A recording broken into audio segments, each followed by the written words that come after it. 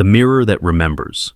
There's an old superstition that mirrors are not just glass. They're silent witnesses, portals, or even traps for wandering souls. But imagine for a moment that the myth is half true. Imagine that every mirror remembers. That when you leave the room, your reflection lingers, your gaze and gestures frozen just beneath the surface, long after your footsteps have faded. When you return, the mirror is not a blank slate. It's an archive, an observer, holding on to every flicker of your face, every emotion that once passed across your features. It is waiting, watching. And when you look again, you're not seeing yourself as you are. You're meeting the memory of someone who was once you, filtered through something that's watched you for far too long. Most days, you barely notice. You glance in the glass to check your hair, your tie, your tired eyes. You look for reassurance, for evidence that you are real and unchanged. But what if the mirror is slowly changing too? What if it's storing up every sigh, every secret, every doubt you thought had disappeared? Imagine that every time you return to your reflection, the glass is a little heavier with history, a little more burdened by the person you used to be. Maybe you recognize the feeling, the odd sense late at night that your reflection hesitates before moving, or that your eyes are a fraction older than you remember. Children sometimes fear mirrors, sensing that their image is not entirely their own. They play games, darting in and out of view, testing the edges of the illusion. As adults, we forget that uncertainty, but somewhere deep inside, the discomfort lingers. Maybe you've caught a glimpse of yourself, just for a heartbeat, and felt watched, not by some supernatural presence, but by your own past, staring back through the layers of glass. The mirror has seen too much. It knows your moments of confidence and collapse, of laughter and ugly tears. It has held you together when you were sure you'd break. It has remembered what you would rather forget. The real power of a mirror is not in the reflection, it's in the memory. Your mind thinks of time as a straight line, but the mirror only ever shows now. And yet, if you look closely, there are echoes. A worry line that wasn't there before, a haunted glint in your eye, the shadow of a gesture that once meant hope or love or loss. The mirror is a record keeper, holding fragments of every version of you that has ever stood before it. It is both honest and merciless. It shows you what you want to see and what you can't bear to acknowledge. Imagine you walk away, leaving the room dark and silent. The mirror doesn't sleep. It holds the afterimage of your exit, the ghost of your presence shimmering just out of sight. When you return, you're not greeted by a fresh reflection, but by an accumulation, the residue of every look, every plea, every self-doubt pressed into the silver backing. It doesn't reflect. It replays. The more you search its surface for reassurance, the more you are confronted by the weight of your own history, compressed into that thin pane of glass. This is why some people cover mirrors during grief, or turn them to the wall at night. It's not superstition. It's a deep, wordless understanding that something is being stored, remembered, replayed. You fear that one day you'll look in and see, not yourself, but a stranger, or a version of you that you hoped was gone forever. The mirror never lies, but it never really tells the whole truth either. It offers you your face, but it can't give you the innocence, the hope, or the oblivion you had before it learned your secrets. So, next time you stand before a mirror, pause. Feel the weight of all those gazes, the anxious, the proud, the desperate, the joyful, layered over each other like leaves pressed between glass. Know that you are never looking at a simple reflection. You are standing before an archive, a memory machine that has watched you grow, break, heal, and change. When you leave, it remembers. And when you return, it offers back not just who you are, but everyone you've ever been. That is the strange intimacy and the silent danger of a mirror that remembers. And it is why, deep down, you will always wonder who is really watching whom. The eye beneath vision. You spend your life convinced that seeing is the same as knowing, that if you can point your eyes at something, you can possess it, measure it, understand it. You trust your vision as your final authority, your eyes as the sovereign judges of reality. But have you ever wondered what lies beneath the surface of seeing itself? Who or what is doing the watching when you look? You think your eyes are the gateway to truth, but perhaps they are just the first layer of a deeper observation you never notice. In some traditions, this question is not a philosophical toy. It is a lifelong pursuit. The eye beneath vision, they call it, the silent witness behind all perception, the gaze that does not blink or look away. It is not bound by the mechanics of your retinas, nor limited by the reach of photons into your pupils. It is the quiet presence that observes your seeing, the observer that remains whether your eyes are open or closed. When you first hear this idea, you might dismiss it as mystical poetry. But look closer. You can prove its reality with a simple experiment. Close your eyes. In the darkness, there is still something aware of the absence of sight. Some part of you is still perceiving. You call this part your mind, but that word is too soft, too domesticated. The eye beneath vision does not care about names. It is a consciousness that watches without judging. It is older than your opinions, deeper than your preferences. Imagine waking in the middle of the night. For a moment, you are not sure where you are. There are no familiar shapes, no comforting landmarks, but there is still an awareness, a presence that notices confusion and names it. That presence is the eye beneath vision. It is the same part of you that registers dreams as dreams, or that recognizes a memory as something separate from the present moment. It is the one vantage point you never seem able to step behind. Throughout history, people have sensed this hidden watcher. The ancient Egyptians painted the eye of Horus as a symbol of unblinking perception. Hindu philosophy speaks of the witness consciousness, Sakshi, the part of you that is not entangled in experience, but simply observes it. Modern neuroscience skirts the edges of this mystery when it maps awareness, but it cannot explain why awareness is aware. Even the most precise imaging of your visual cortex cannot answer the question, who is seeing the seeing? This is the paradox. You believe you are the one looking out through your eyes, but the moment you try to find the eye behind the gaze, it slips away. You cannot turn your vision back upon itself. Like a flashlight trying to illuminate its own bulb, the effort collapses under its own contradiction. And yet, the eye beneath vision persists, silent, patient, impossible to locate, and impossible to deny. Some traditions teach that this hidden witness is the closest thing you will ever experience to your true self. Not your thoughts, not your emotions, not the passing sensations of pleasure and pain, but the constant presence that registers all of it without comment. To recognize this is to taste a freedom so profound it can feel unsettling, because if there is an awareness behind everything, then even your most private sufferings are not final. They are simply contents of the field that consciousness observes. Imagine if you could live from that vantage point, if you could meet each moment not from the contracted position of the eyes in your skull, but from the vastness of the eye beneath vision. You would see your fear arise and subside without identifying with it. You would watch joy and sorrow pass through you without clinging to either.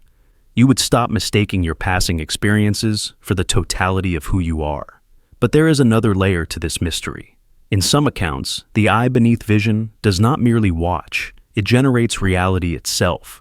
Like a dreamer who forgets that they are dreaming, you have become so convinced that what you see is independent of you, that you have lost touch with the source of perception.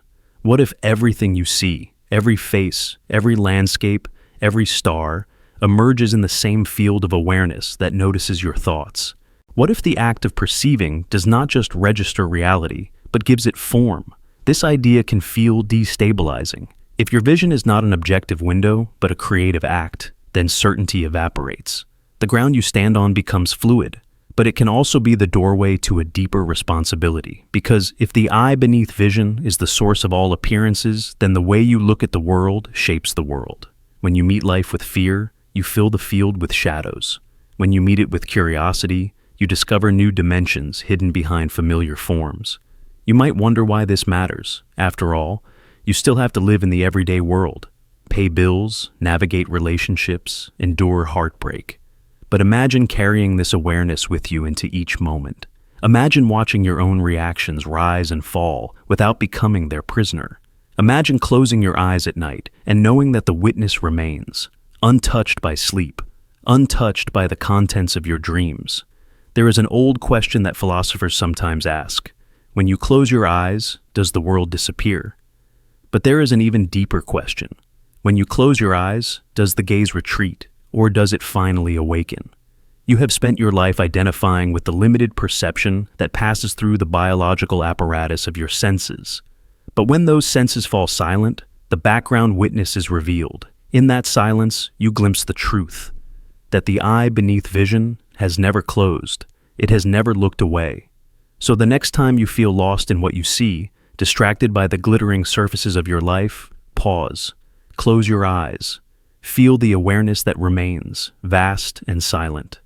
That is the part of you that cannot be damaged by what happens in the world of appearances. That is the eye beneath vision.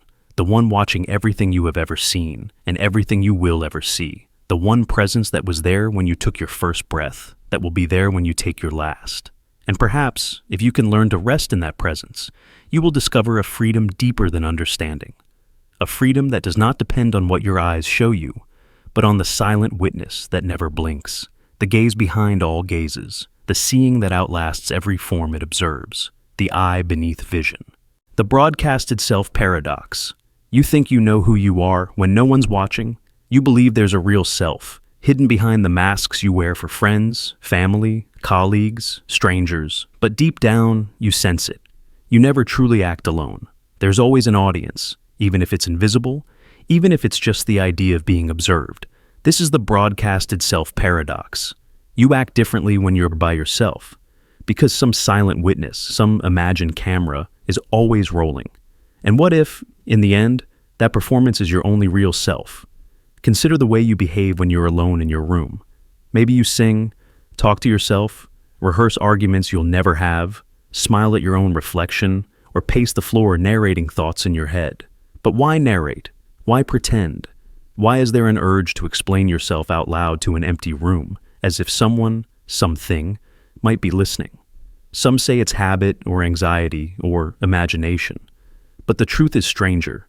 Humans are wired to perform, even for an audience that doesn't exist. The invisible camera is always there. It's society, memory, God, your ancestors, the echo of every person who's ever watched you grow. You edit yourself constantly. You pause before saying something risky. You look over your shoulder before acting wild or vulnerable. You delete a text, rehearse a smile, check your posture in a window.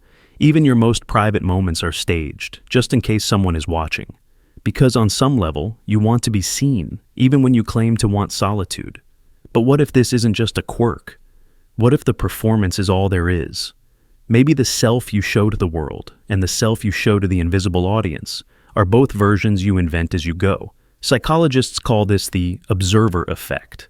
Your behavior changes simply because you believe you're being watched, even by your own mind. It's why people pray, why they confess to empty rooms, why diaries exist. But the paradox runs deeper. If you're always acting for someone, real or imagined, then which version is real? The self you are when performing, or the self you think exists behind the performance? If you're always narrating, always explaining, always staging your life for some future memory or unseen audience, is there any true self left when the lights go out? Social media has only made this more intense. Now, the invisible audience is everywhere. Every moment could be a post, every room a stage. People curate, filter, and project, crafting highlight reels for strangers and friends alike, until the line between private and public blurs. Even when you're not posting, you imagine how moments would look online. You perform joy, sadness, anger, wisdom. Sometimes for others, sometimes for the idea of yourself as you wish you could be. The act never ends. But maybe this isn't a tragedy. Maybe the performance is not a mask you wear, but the realest thing about you. After all, the only self that exists is the self in action, the choices you make, the stories you tell, the energy you broadcast to the world and the void. The private you is just another role, another set of lines to be read for an audience of one. The urge to perform isn't a lie, it's a fundamental truth. Maybe the real you is the sum total of every version you've ever acted, alone or in public, witnessed or unwitnessed, rehearsed or spontaneous. So, the next time you feel self-conscious, the next time you hesitate, rehearse, or feel the presence of invisible eyes, ask yourself, what if that is you?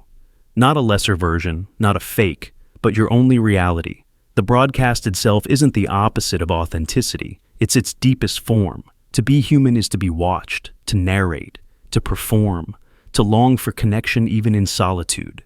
In a world where the audience is never truly gone, maybe the performance is not a prison, but a mirror, a way to see yourself as you truly are when you think no one else ever could. The gaze that loops. Sometimes, late at night or in the silent spaces between actions, you feel it. That eerie, inescapable sense that you're being watched, but you're alone. Or at least you think you are. The truth is stranger than loneliness. The gaze that haunts you isn't from another person, a camera, or the eyes in the painting across the room. It's the quiet, looping attention of your own past and future selves, watching you from across the curved corridors of memory and time. Angles you can't consciously see, but which shape every breath, every decision, every feeling of exposure. This is the gaze that loops, a phenomenon as ancient as consciousness itself. You don't just remember your history remembers you. Every version of you that's ever existed. The child holding back tears, the teenager full of bravado, the adult racked with doubt, the person you'll become tomorrow or decades from now. These versions are not gone, not in any real way. They are alive in your mind, orbiting you invisibly. When you hesitate, feel shame, or experience déjà vu, it is often their gaze you feel, an audience made up of your own timeline, reviewing, judging, sometimes forgiving, sometimes accusing. Think about the way regret works. You look back and replay moments with a sharp, critical eye. You see yourself making choices, hearing words you wish you could recall, watching actions you wish you'd changed. But this isn't just memory. It's as if the you of today is in the room with the you of yesterday, both observer and observed. The loop goes the other way too. Sometimes you behave as if the person you want to become is already watching, waiting for you to measure up. Your goals and ideals are not passive, they are observers, shaping your sense of accountability and worth. This gaze is more than psychological. It is biological, woven into the fabric of consciousness.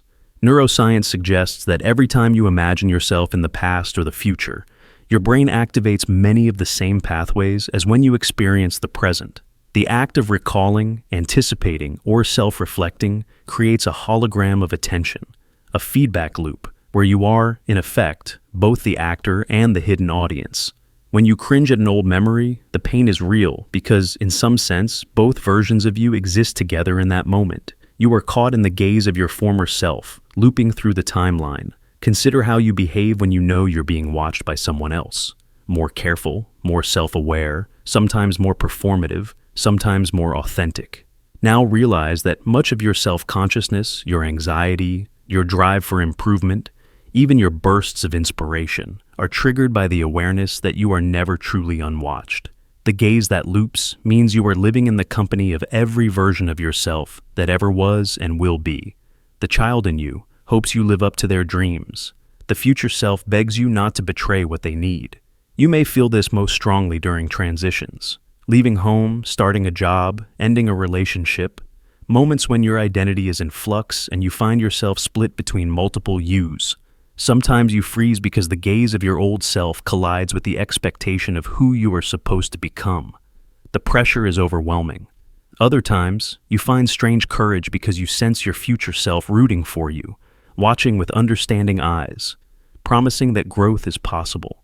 Artists, writers, philosophers have long sensed this phenomenon. It's why diaries exist, why people leave messages to their future selves, why you may replay arguments in the shower or rehearse conversations that will never happen. These are attempts to negotiate with the looping gaze, to reconcile, to impress, to confess, to find closure. Every act of reflection, every moment of anticipation, is an act of witnessing, and you are both witness and subject. But the gaze that loops can be a trap if you don't see it for what it is. Too much attention to the past can trap you in shame or nostalgia, freezing you in regret or longing. Too much weight on the future can fill you with anxiety, perfectionism, or fear of disappointing an audience that hasn't even arrived yet. The challenge is to recognize these looping gazes, to meet their eyes, to accept their presence without letting them dictate every move. Sometimes, you must learn to look back with compassion, forgiving yourself as you would forgive a friend. Sometimes, you must look forward with patience, knowing that you will always fall short of someone's ideal. The gaze that loops is not an enemy. It's a strange, bittersweet gift, proof that you are never alone in your mind, that your life is a mosaic made from all the eyes you have ever seen through and ever will. So, the next time you feel the weight of invisible observation, the chill of being watched when no one is there, remember this: you are being seen. by the person you once were, by the person you will become, by every version of yourself that loves, fears, judges, and forgives. Their gaze is a loop, a circle that keeps you honest, makes you strive, and sometimes, finally, allows you to rest in acceptance. The watcher and the watched are one, and the story of your life is written in the space between their eyes. The thought surveillance effect. Have you ever noticed the sensation, a flicker of tension, a sudden self-consciousness, when a thought crosses your mind that feels too raw, too revealing, too forbidden? You might be alone, sitting in silence, no one around to judge or see, yet a strange unease stirs inside. It's as if some hidden alarm has gone off, not in the outside world, but deep within your own mind. For a split second, it feels like your most private thoughts aren't as private as you believed. Some part of you recoils, like you've just whispered a secret in a room full of invisible witnesses. This is the thought surveillance effect, a real, uncanny phenomenon where even your innermost mental world feels watched, measured, and maybe even intercepted by a consciousness larger than your own. It starts with something simple, a stray, unwelcome idea. Maybe it's a fantasy, a worry, a forbidden wish, a guilty regret, or a flash of anger you'd never voice aloud. Instantly, something contracts in your chest. There's a pause, a sense of being caught in the act, even though no one could possibly know. You try to dismiss it. It's just a thought, you tell yourself, but the echo lingers. Why does it matter? Why do you care what thoughts appear in the solitude of your own mind? And why, when you cross certain mental lines, does it feel as though you've triggered an alarm in some invisible surveillance system? Some psychologists call this the moral self-watcher. Freud called it the superego, the inner critic who polices your thoughts, flooding you with shame or anxiety when you imagine something forbidden. Cognitive science points to meta-awareness, the mind's power to observe itself, to comment on its own contents, to generate the sensation of a double mind. One thinking, the other watching. But the feeling runs deeper than that. It isn't just guilt or self-judgment. Sometimes it feels as if your thoughts are being recorded, monitored by something you can't name. A kind of spiritual or cosmic audit. A background awareness that is both part of you and greater than you. Religious traditions are full of this idea, the all-seeing eye of God, the karmic balance sheet, the ancient belief that nothing hidden will stay hidden, that every thought leaves a mark on your soul. Even in secular life, the metaphor persists. If anyone knew what I was thinking, we sense that thoughts are not entirely private, that the mind leaks into the world, that something in us is always listening. This is more than cultural programming. It is a feature of consciousness itself. Your mind is built to surveil its own contents, to anticipate judgment, to warn you of lines you shouldn't cross, not just in action, but in imagination. Why? Because for most of human history, safety and belonging depended on being able to predict how others would react to your desires, your fears, your secret motives. You developed, over millennia, an internal audience, a simulated other who watches you from inside your own skull. This internalized witness is always listening, running silent calculations. Is this thought dangerous? Will it cost me love, respect, safety? Even in total privacy, your nervous system reacts to the possibility of exposure, a surge of adrenaline, a drop in your stomach, a micro flinch, as if expecting a knock on the door. The surveillance is built in, the watcher is part of you, but sometimes the effect feels even stranger. It's as if the field of consciousness itself is not fully your own, as if in certain moments your mind is an open window and your thoughts are signals broadcast into a wider reality, a reality that, perhaps, is aware of you. People who meditate deeply or experience altered states often describe a sense of being seen from above, of their thoughts appearing not just to themselves, but to a vast impersonal intelligence. For some, this brings peace, a sense of connection, of being known. For others, it brings dread, the suspicion that true privacy is an illusion and that the universe itself is listening in. Real or imagined, the thought surveillance effect changes how you move through the world. It shapes what you dare to think, what you push away, what you let yourself desire. Some thoughts are rehearsed for an audience, others are hidden in shadow. Some are buried so deep you pretend they never surfaced at all. But the alarms still ring, the nervous shiver, the flush of shame, the uneasy awareness that thought itself has consequences. You learn to patrol your own mind, drawing lines, setting boundaries, hoping to pass unnoticed even by yourself. But there's a paradox. The more you try to suppress, the louder the surveillance feels. Thought is not so easily managed. What you push away often returns with greater force, like a secret that refuses to stay hidden. And sometimes, in the silence after an unwelcome thought, there is a peculiar freedom. You realize that everyone, everywhere, has these moments, that the watcher inside you is ancient, universal, maybe even necessary. Without it, there would be no conscience, no morality, no self-awareness. With it, there is vulnerability but also depth, a sense that your mind is a stage and your thoughts are both actor and audience, script and censor, always performing, always exposed. So, the next time you sense the thought surveillance effect, when a private thought sends a shock through your system, when you feel yourself watched from within, pause and notice it. Ask what it is protecting. Ask what it is warning. Is it the voice of fear or shame or something older? An echo of the world's eyes pressed into your very neurons? Remember that you are not alone in this double consciousness. Every mind is split. Every thought is both secret and seen.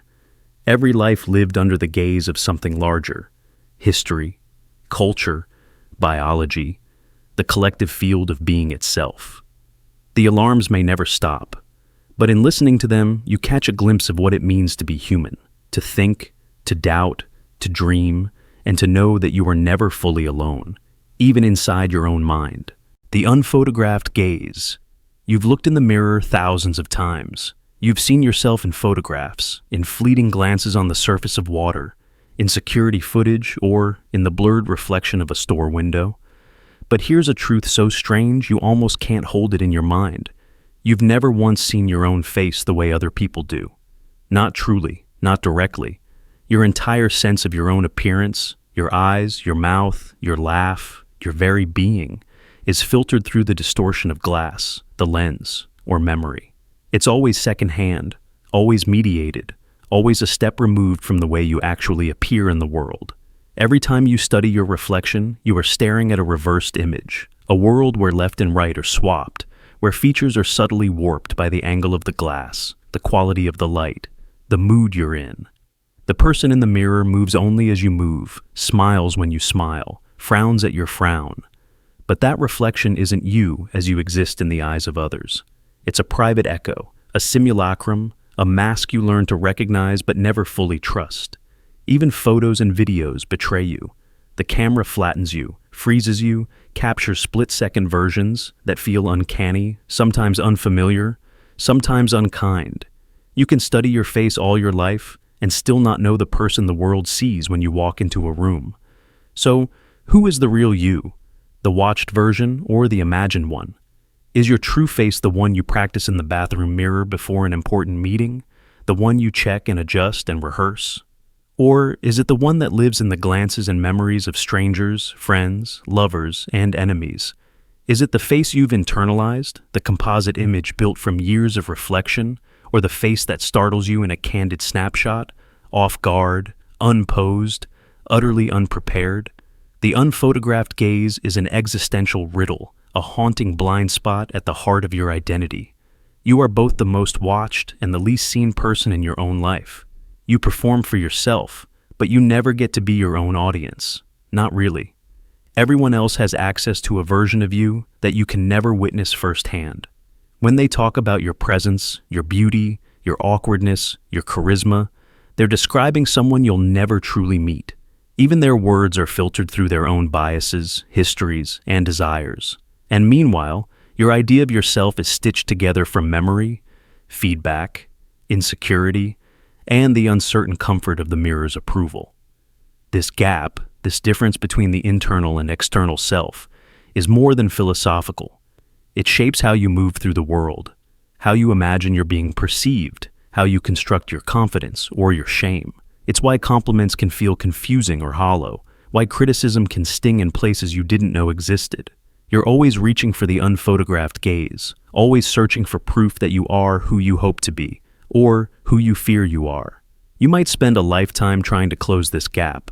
You practice smiles, perfect your posture, study recordings of yourself to learn how to improve.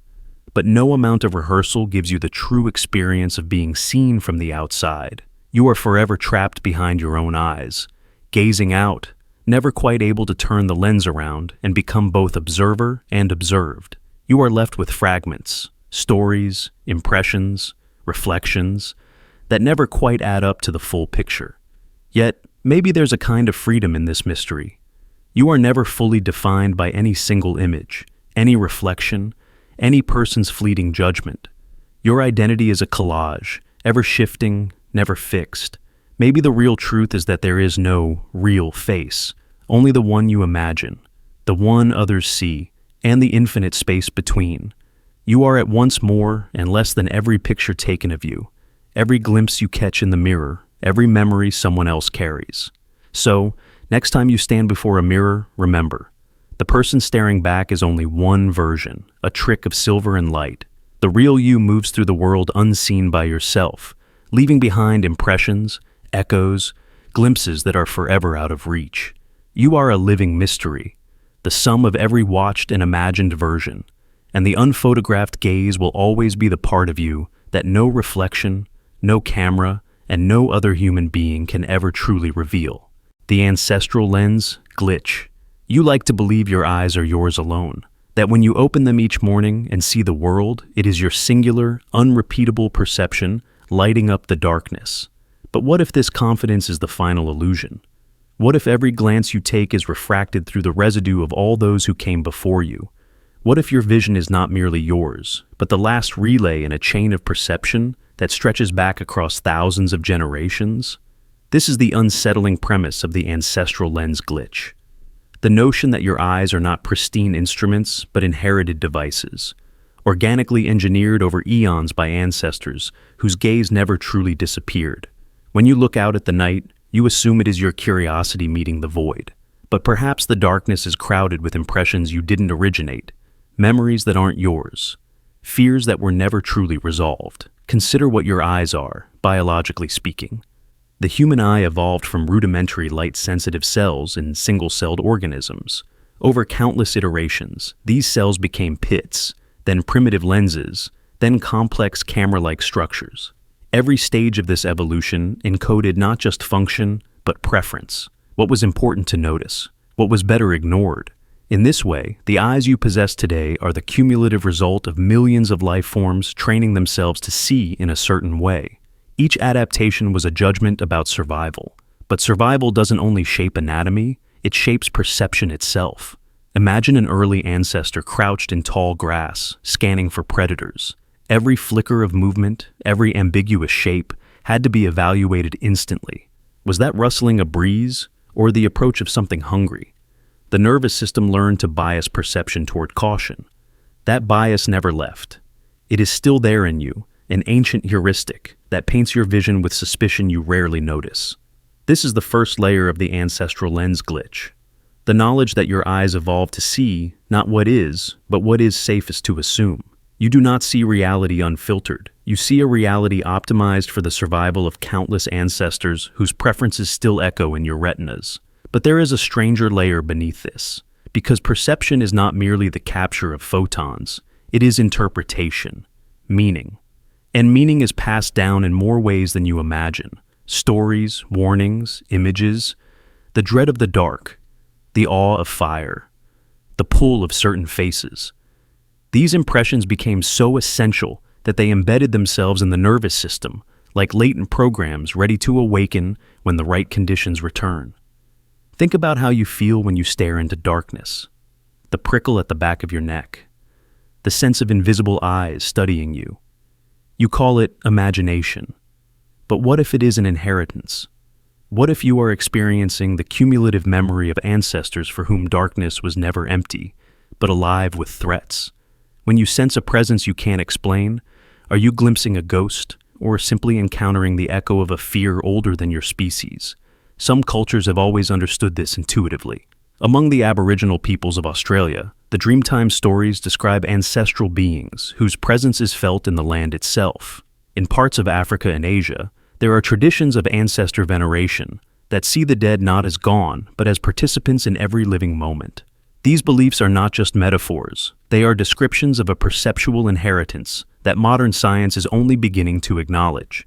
In neuroscience, researchers have discovered phenomena known as transgenerational epigenetic inheritance, patterns of gene expression altered by trauma, stress, and experience, then passed to descendants. If trauma can leave a biological fingerprint, why couldn't perception do the same? Why wouldn't the hypervigilance of 1,000 generations remain encoded in your sensory pathways, guiding what you notice and what you ignore? This is the ancestral lens glitch in its purest form. You believe you are alone when you look. But you are never alone. You are a chorus of all the gazes that came before you. Every time you catch yourself staring into shadow, you are retracing neural patterns laid down by lives you will never know. Imagine what this means for your idea of self. You think of your awareness as a discrete phenomenon, contained neatly in your skull, but perhaps it is more like a river fed by countless tributaries, some clear, some muddy, all converging into a single current you mistake for your own. Your preferences, your aversions, even your sense of beauty, none of these are as personal as you believe. Each is filtered through ancestral lenses that bend the light of experience into familiar shapes. When you look at a loved one and feel a rush of recognition, part of it may be your own affection. But another part is older, an instinctual template that once helped your ancestors distinguish ally from enemy. When you step into a dark forest and feel your heart quicken, that pulse is not just yours. It is the collective heartbeat of countless humans who once knew that darkness meant danger. You could spend your life unaware of this inheritance. Many do. They look through the ancestral lens without ever questioning the distortions it creates. But once you suspect it, you begin to see its traces everywhere. You recognize that the sudden flare of suspicion, the unexplainable moment of déjà vu, the instant attraction or repulsion, these are not merely random. They are the accumulated perceptions of your bloodline, flickering to life in your awareness. This realization can be unsettling. If your seeing is shaped by the dead, how can you ever claim to know anything directly? How can you trust the clarity of your perceptions when they are refracted through generations of survival strategies you never consented to inherit? But there is also freedom in this knowledge, because once you see the glitch, you can begin to soften its grip. You can learn to question the reflexes you once believed were natural. You can look into the dark and feel the ancestral fear without surrendering to it. You can remember that the gaze you inherited is not the only gaze possible. So the next time you find yourself staring into a shadowed room or feeling the hair rise on your arms for reasons you can't explain, pause. Ask yourself whose eyes you are seeing through. Ask yourself whether the presence you sense belongs to the world or to the ancestral lens you carry inside you. And perhaps, in that quiet moment, you will feel something extraordinary, the awareness that you are never alone, because your perception is the final inheritance of lives beyond counting. You are not only the watcher, you are the watched. You are the sum of all those who came before you, gazing through your eyes, even now, into the mystery they could never fully understand. The predator's perspective inversion. Have you ever found yourself avoiding someone's gaze, not because of what they said or what you consciously thought, but because their eyes triggered something deeper, something primal and unspoken?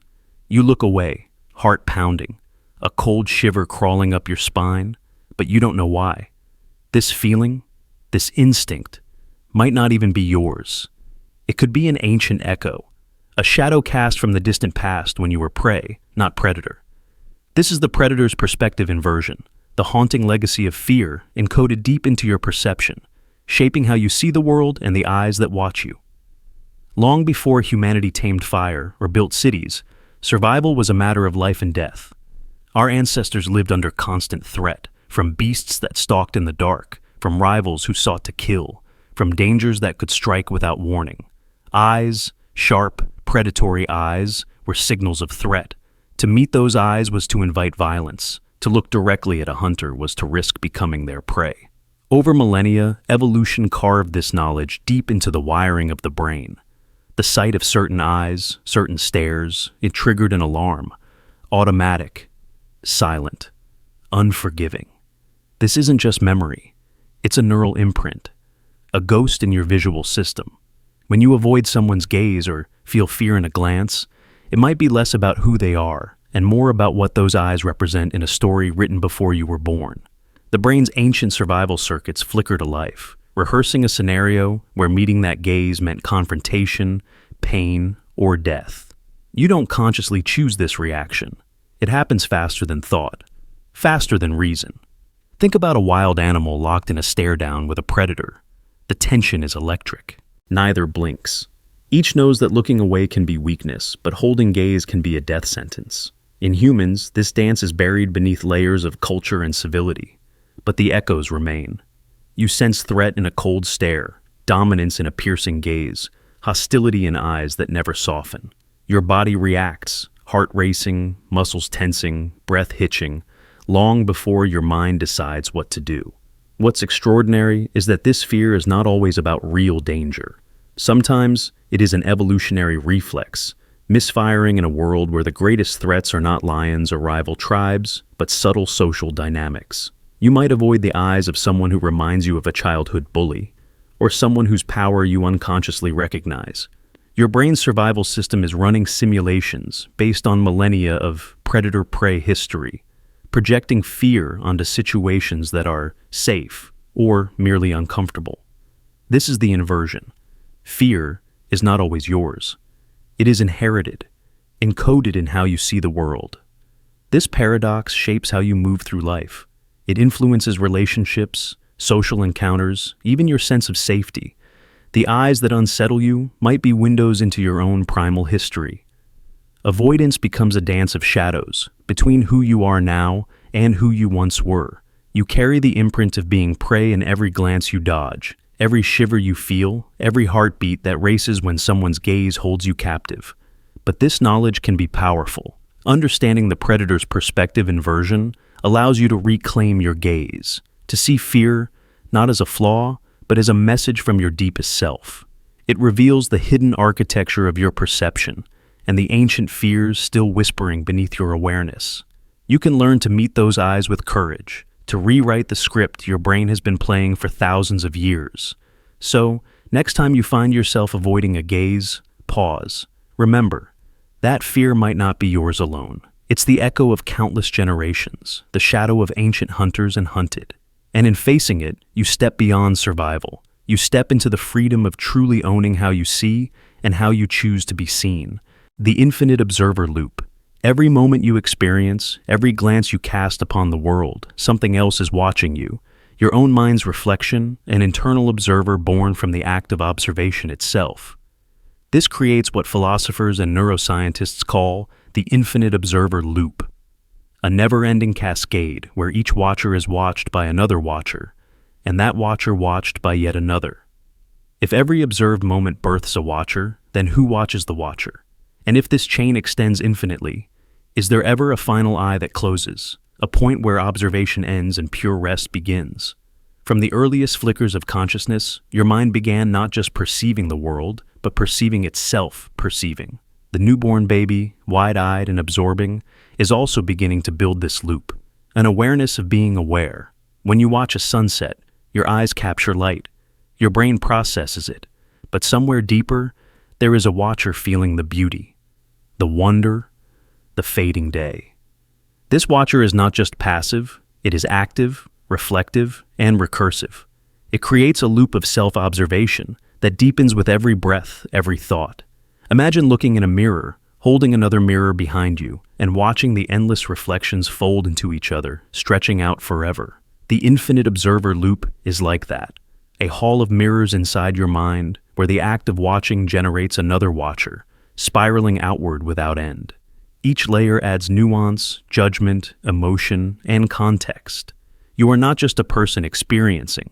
You are a person experiencing who is aware of experiencing, who judges that experience, who reflects on that judgment, looping endlessly. Philosophers have wrestled with this idea for centuries. René Descartes said, "I think, therefore I am," but implicit in that is, I observe that I think. Consciousness is not a flat line, but a recursive spiral, a dynamic loop that contains itself. Modern neuroscience finds echoes of this in the brain's default mode network.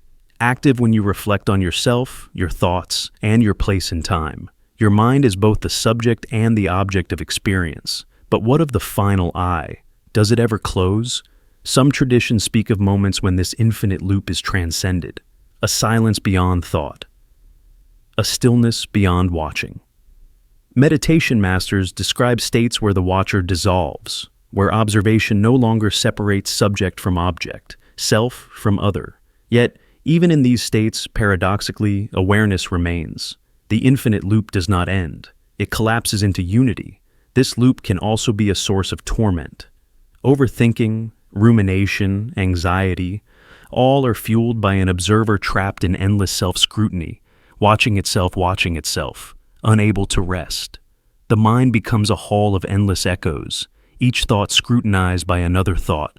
Escape feels impossible because to escape would require the loop to break, the final eye to close. Yet, this loop is also a gift. It allows self-awareness, moral reflection, empathy, and growth. It gives you the ability to learn from your mistakes, to imagine other perspectives, to create art and science. Without the infinite observer, there would be no I to strive, to dream, or to heal. It is the engine of identity and consciousness. Consider a moment of profound self-realization, the instant you recognize a pattern of behavior or a limiting belief. That insight arises because the observer within has watched not only your actions, but the watcher of your actions. You step outside the immediate loop and glimpse the structure itself. This meta-awareness is the spark of transformation. So, who watches the watcher? In truth, you do. And that you is both infinite and intimate, vast and precise. The loop is not a prison, but a spiral staircase leading inward and outward at once. It invites you to peer deeper, to question what it means to observe, to be observed, and to exist as both subject and object. Is the final eye ever truly closed? Perhaps not in the sense of complete oblivion, but maybe it can rest in a state beyond duality, where watcher and watched are one. Until then, the infinite observer loop continues, an endless dance of awareness folding into itself, a mystery that is the essence of consciousness. The next time you feel yourself watching your own thoughts, remember, you are glimpsing the infinite loop at work. You are both the observer and the observed, the question and the answer, the beginning and the end of a cosmic reflection that stretches beyond time, beyond space, and perhaps beyond even yourself. The memory viewfinder twist. You step back into your past, recalling a moment, a laugh shared with a friend, the warmth of sunlight on your skin, the sting of a harsh word. As you summon that memory, it feels like a photograph brought into focus through an old viewfinder, a scene unfolding behind a glass you look through. But here's the twist. You are not just the observer of that moment. You are also the moment's audience. The memory itself watches you back, shifting and reshaping depending on the emotions you bring to it, depending on who you are now and how you choose to see what once was. Memory isn't a static recording stored somewhere like a file on a hard drive. It's a living, breathing process, an active reconstruction that your brain performs every time you recall the past. Each act of remembering is not a mere playback, but a dynamic interaction between past and present. You don't simply relive what happened. You relive it through the lens of your current feelings, beliefs, and needs. The memory morphs and molds, highlighting some details, dimming others, coloring the whole with shades drawn from your present self. In this sense, memory is as much about who you are now as who you were then. Consider a photograph from years ago. When you first look at it, the image is sharp, vibrant. It captures a joy you remember vividly. But revisit that same photograph after a heartbreak, a loss, or a period of struggle, and suddenly the scene changes. The smiles might seem forced, the laughter hollow, the warmth you felt may flicker into something colder, a distance you hadn't noticed before. Your memory observes you as you observe it, responding to your mood, your perspective, your readiness to face certain truths. It is alive, adaptive, and deeply personal. Neurologically, this happens because memory recall reactivates neural pathways, but those pathways are plastic. They are sensitive to the context in which you remember, the emotions swirling in your brain at that time. When you retrieve a memory, the brain re-encodes it, often subtly altering it before saving it again. This process, called reconsolidation, means that memories evolve with you, not independently of you. The past is never fixed. It flows and changes, a narrative rewritten with each recall. This dynamic has profound consequences. It means that your understanding of your own life is fluid, constantly renegotiated between who you were, who you are, and who you hope to become. You might find that memories you once avoided come into clearer focus as you heal, or that cherished memories lose their glow when you confront harsh realities. It also means that memory is a tool, not only for remembering, but for meaning-making. You shape your story with each recall, editing the plot, emphasizing the heroes and villains, reinterpreting motives and feelings. Your memory is both your mirror and your canvas, but the memory viewfinder twist also carries risk. Because memory watches you, it can deceive. The version you hold may be more about what you want to believe than what truly happened. Nostalgia can gloss over pain, regret can magnify faults, shame can silence joy. Memories become stories we tell ourselves, sometimes as armor, sometimes as chains. Recognizing this dual gaze, the remembering self and the remembered self, can help you approach your past with humility, curiosity, and compassion. Every time you step into the past, remember, you are not alone in the memory. It watches you, responds to you, shifts with you. And in that dance, you find not just who you were, but who you are becoming. A living story told through a viewfinder that is never still, always reframing, always alive. The observer bias inversion. You know the idea well. Watching changes the outcome. It's a cornerstone of science, psychology, and philosophy alike. In physics, it's called the observer effect. The simple act of measurement shifts what is measured. But what if this principle extends far beyond the laboratory? What if being watched doesn't just alter the phenomena you observe, but transforms you, bending your very identity until you become not who you are, but who they expect you to be? Imagine living under a gaze that is never neutral, never passive. From the moment you awaken, countless eyes, some visible, some unseen, are trained on you. They watch your gestures, your words, your smallest decisions. Their attention is not benign. It's a force that pulls, warps, and reshapes you subtly over time. You are not just acting in a world. You are acting within a mirror held by others, a reflection that shifts with every glance. This is the observer bias inversion. The original observer effect places you as the agent of change. But here, you become the subject of transformation. You begin to internalize the gaze, unconsciously absorbing the expectations, prejudices, and fears of those who watch. Your behaviors adapt. Your thoughts align, your identity fragments and reforms. The you who started the day gradually dissolves, replaced by a version crafted from the projections cast upon you. Consider how this plays out in everyday life. When you enter a room full of strangers, you become acutely aware of the social script, the assumptions made about your age, gender, class, ethnicity. You perform roles, often without realizing it, modulating your voice, your posture, your expressions to fit the narrative others expect. Each interaction layers another coating over your core self, until the person others see is a complex fabrication of their biases and your adaptation. This effect magnifies in digital spaces.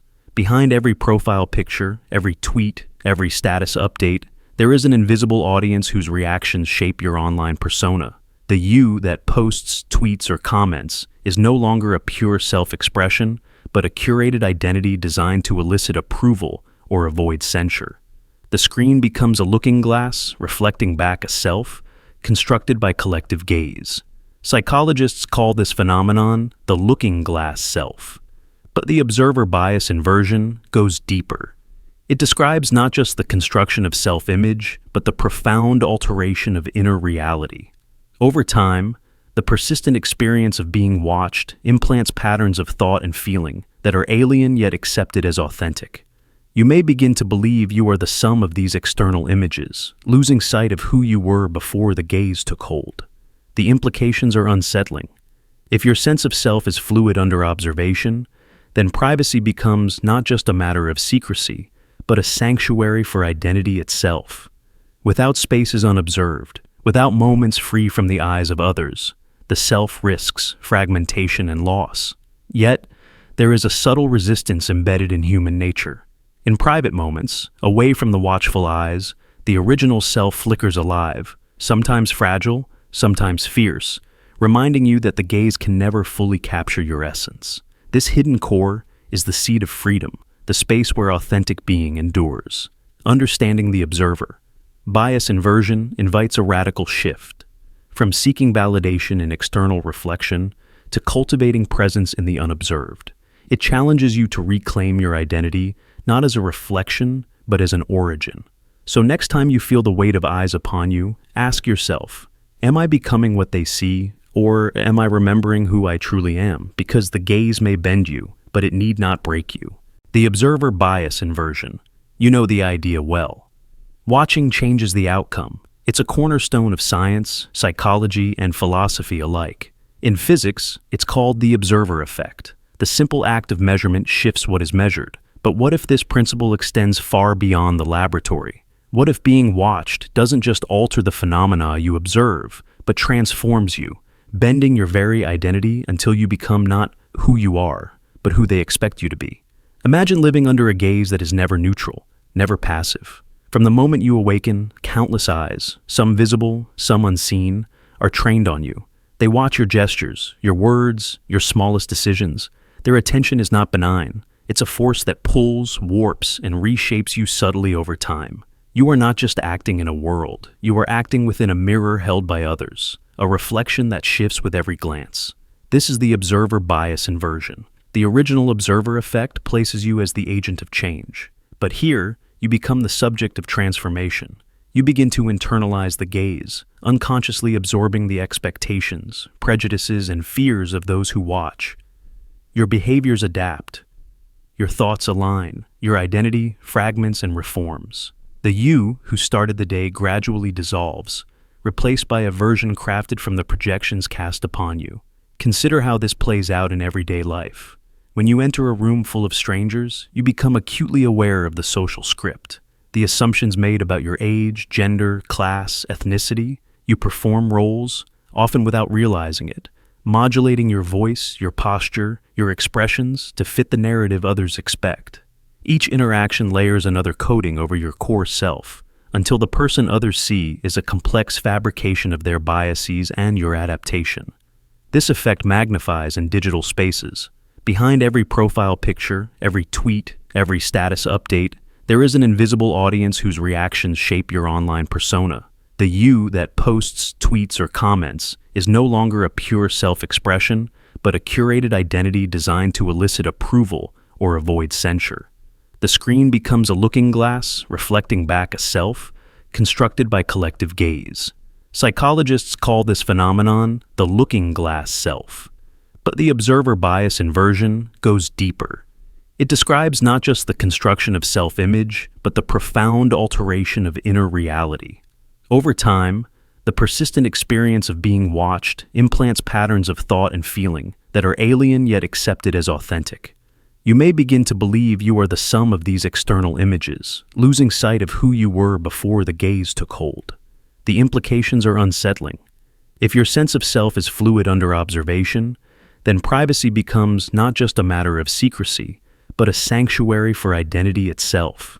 Without spaces unobserved, without moments free from the eyes of others, the self risks fragmentation and loss. Yet, there is a subtle resistance embedded in human nature.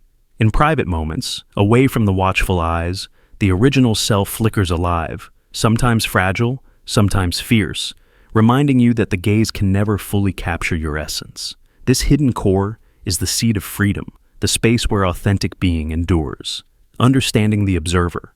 Bias inversion invites a radical shift, from seeking validation in external reflection to cultivating presence in the unobserved. It challenges you to reclaim your identity, not as a reflection, but as an origin. So next time you feel the weight of eyes upon you, ask yourself, am I becoming what they see? Or am I remembering who I truly am? Because the gaze may bend you, but it need not break you. The personality for the gaze. You might think you know who you are when no one's watching, but how can you be sure? Because the truth is, you act differently when you're alone, and differently again when you're online. How many versions of yourself have you created simply because you knew you were being watched? How many masks have you grown, not out of deception, but out of necessity? This is the personality for the gaze. The self shaped and reshaped by every pair of eyes, every screen, every invisible observer. When you're alone, maybe you speak more freely, laugh louder, let your guard down, Or maybe you retreat into silence, rehearsing words you won't say, performing only for yourself. But even in solitude, there is a part of you that imagines being watched by friends, family, authority, even by your own standards. This imagined audience influences your behavior, your tone, your gestures. You are never truly alone. The gaze is always there, silent but powerful. Then there's the world online, an endless hall of mirrors where every post, every comment, every selfie is crafted for an audience you can never fully see. Here, the self becomes fluid, malleable, performed with conscious precision. You select what to show, what to hide, what to amplify. You experiment with versions of yourself, funny, smart, angry, vulnerable, each tailored to elicit reactions, to connect, to be accepted. You curate your identity as if it were a gallery, and the world is your visitor. But how often do you stop to ask, which version is real? Or are they all performances, layered one on top of the other? Psychologists call this the looking glass self, the idea that our self-image is shaped by how we imagine others see us. The gaze molds you, not just in moments of performance, but deep in your personality. The masks you wear are not just facades, they become part of who you are. Each interaction, each audience, carves a new version of self that feels authentic in that context. You might be the confident professional at work, the quiet listener at home, the rebellious voice online. Each is true, but none alone is whole. This fragmentation can be disorienting. You might catch yourself wondering who you really are beneath the layers of performance. Sometimes the masks feel like armor, protecting you from judgment, rejection, or loneliness. Other times, they feel like cages, trapping you in roles you didn't choose but can't escape. The pressure to perform, to be on for others, can erode your sense of self, leaving you fragmented, exhausted, longing for a moment of pure, unobserved being. Yet, there is a paradox here. The gaze that shapes you can also liberate you. Through performance, you explore parts of yourself you might never meet alone. You experiment, learn, grow. Masks can be tools, ways to navigate a complex social world, to connect, to protect, to express. The question is not whether you wear masks, but how aware you are of them, how much you allow them to define you, and how much you remember the self beneath. In a world where screens multiply the audience and blur the boundaries between public and private, the personality for the gaze becomes more complex, more layered, more fragile. You are a mosaic of performances, stitched together by the eyes that watch you, real and imagined. To find yourself is to understand the gaze, not to reject it, but to dance with it, to recognize its power and choose when to wear a mask and when to take it off. So, the next time you feel the weight of eyes on you, remember, you are not just who you think you are alone. You are also every version of yourself created in the light of observation. And somewhere within that multiplicity lies your true self, not a single mask, but the awareness of all of them, the space beyond the performance, where you can simply be. The paranoia feedback spiral. You feel the weight of eyes on you, even when no one is there, a subtle shift in the air, a flicker of movement in your peripheral vision, the whispered echo of footsteps that may or may not exist. This sensation of being watched often breeds paranoia, a spiraling loop of suspicion that twists and tightens around your mind. But what if paranoia is not a glitch in your psyche, a mere malfunction or irrational fear? What if it is, instead, an ancient evolutionary warning, a finely tuned alert system honed over millennia, designed to keep you alive by sensing that something truly is watching? Imagine our ancestors on the savannah, the primal struggle for survival played out under the vast open sky. They were vulnerable, exposed, and every sound, every shadow, could mean life or death. In that world, the slightest hint that eyes were upon you, whether predator, rival, or unseen threat, demanded immediate attention. Paranoia, in its raw form, was a survival advantage. It sharpened the senses, quickened reactions, and primed the body for fight or flight. Those who ignored that creeping feeling of being watched risked becoming prey. Those who heeded it lived to pass on their genes. In modern life, the landscape has changed, but the mechanism remains. Our minds are wired to detect watchers, even when the watchers are imagined. The paranoia feedback spiral begins as a subtle intuition, a feeling that someone or something is observing you. You become hyper-aware, scanning for clues. Each new detail, real or perceived, feeds the spiral, amplifying the sense of threat. Your behavior shifts, you adapt, become guarded, evasive, defensive. The very act of feeling watched changes your posture, your expressions, your movements, which in turn can influence others and heighten your own vigilance. Yet, paranoia is a double-edged sword. While it alerts you to genuine dangers, it can also trap you in cycles of fear disconnected from reality. The mind's alarm system becomes overactive, seeing watchers in shadows, threats in benign actions. Anxiety mounts, relationships strain, and isolation grows. But even in this distorted form, paranoia reflects an evolutionary truth. That awareness of being observed has always shaped human behavior profoundly. Psychologists now understand that this feedback spiral is deeply rooted in social creatures like us. Humans evolved in groups where being watched by others carried significant consequences: approval, rejection, alliance, or betrayal. The watcher could be a friend or foe, but the mere sense of observation shaped cooperation and survival. Our brains are exquisitely sensitive to gaze, tone, and social cues precisely because being observed mattered so much. This is why the feeling of being watched can alter your physiology.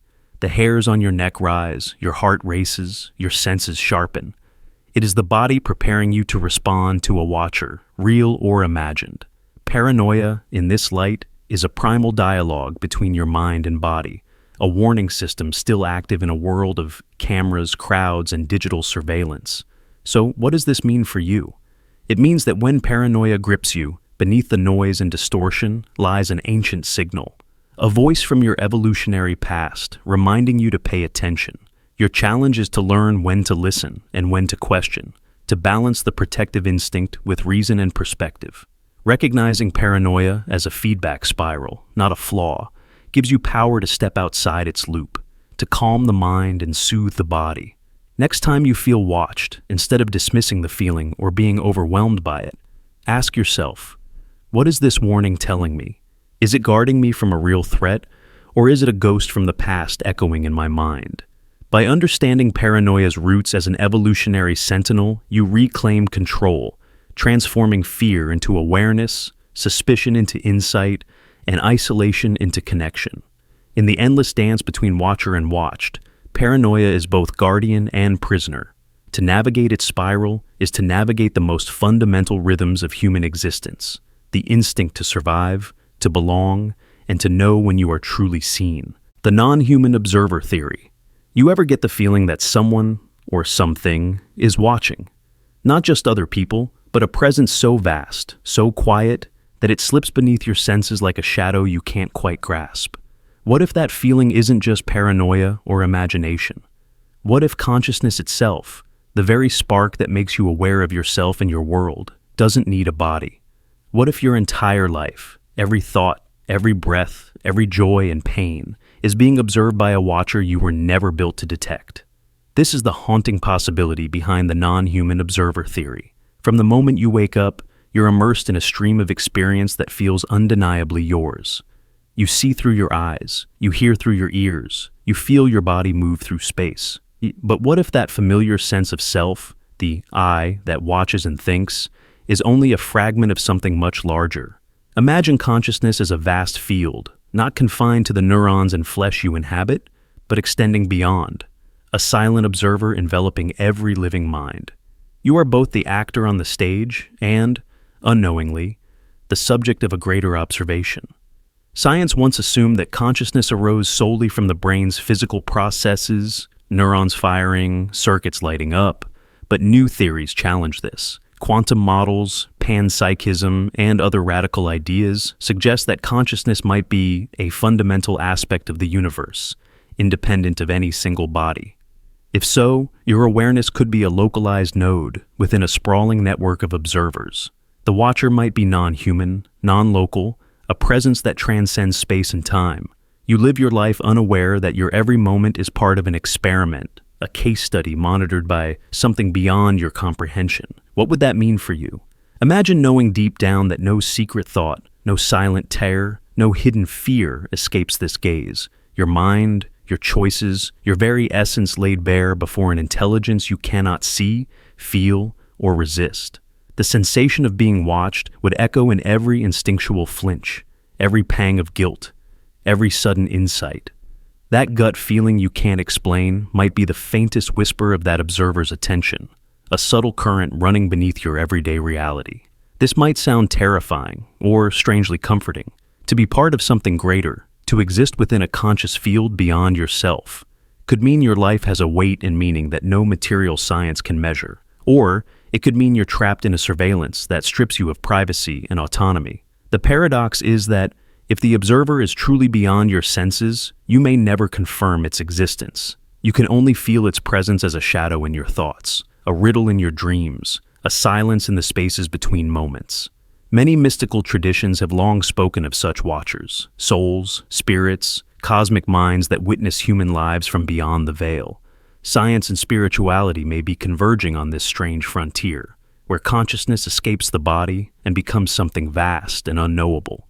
Perhaps your life is not just your own story, but a chapter in a vast archive of awareness, endlessly observed by an entity or intelligence far beyond you.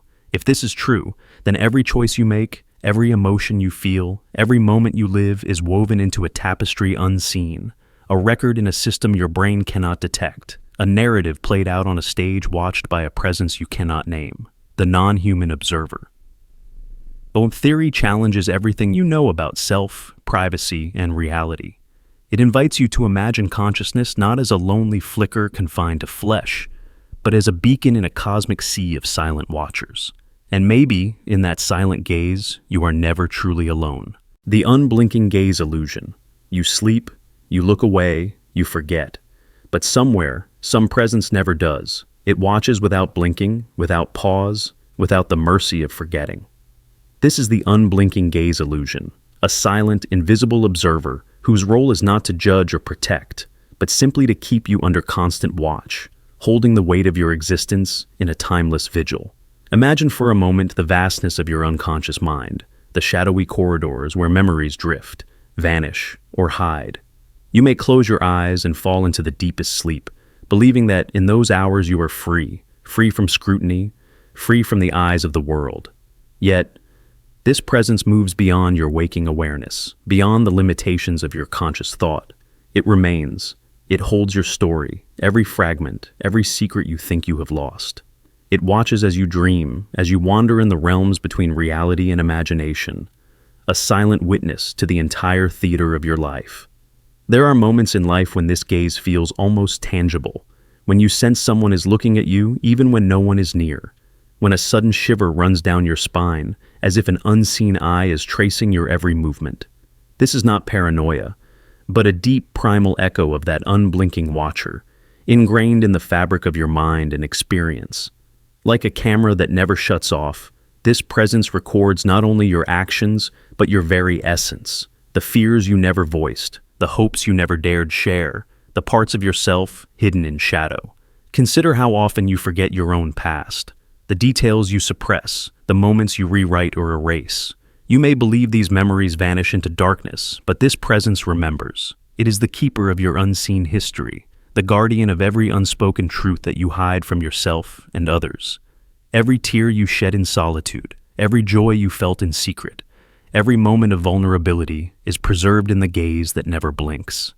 But what is the purpose of this relentless observation?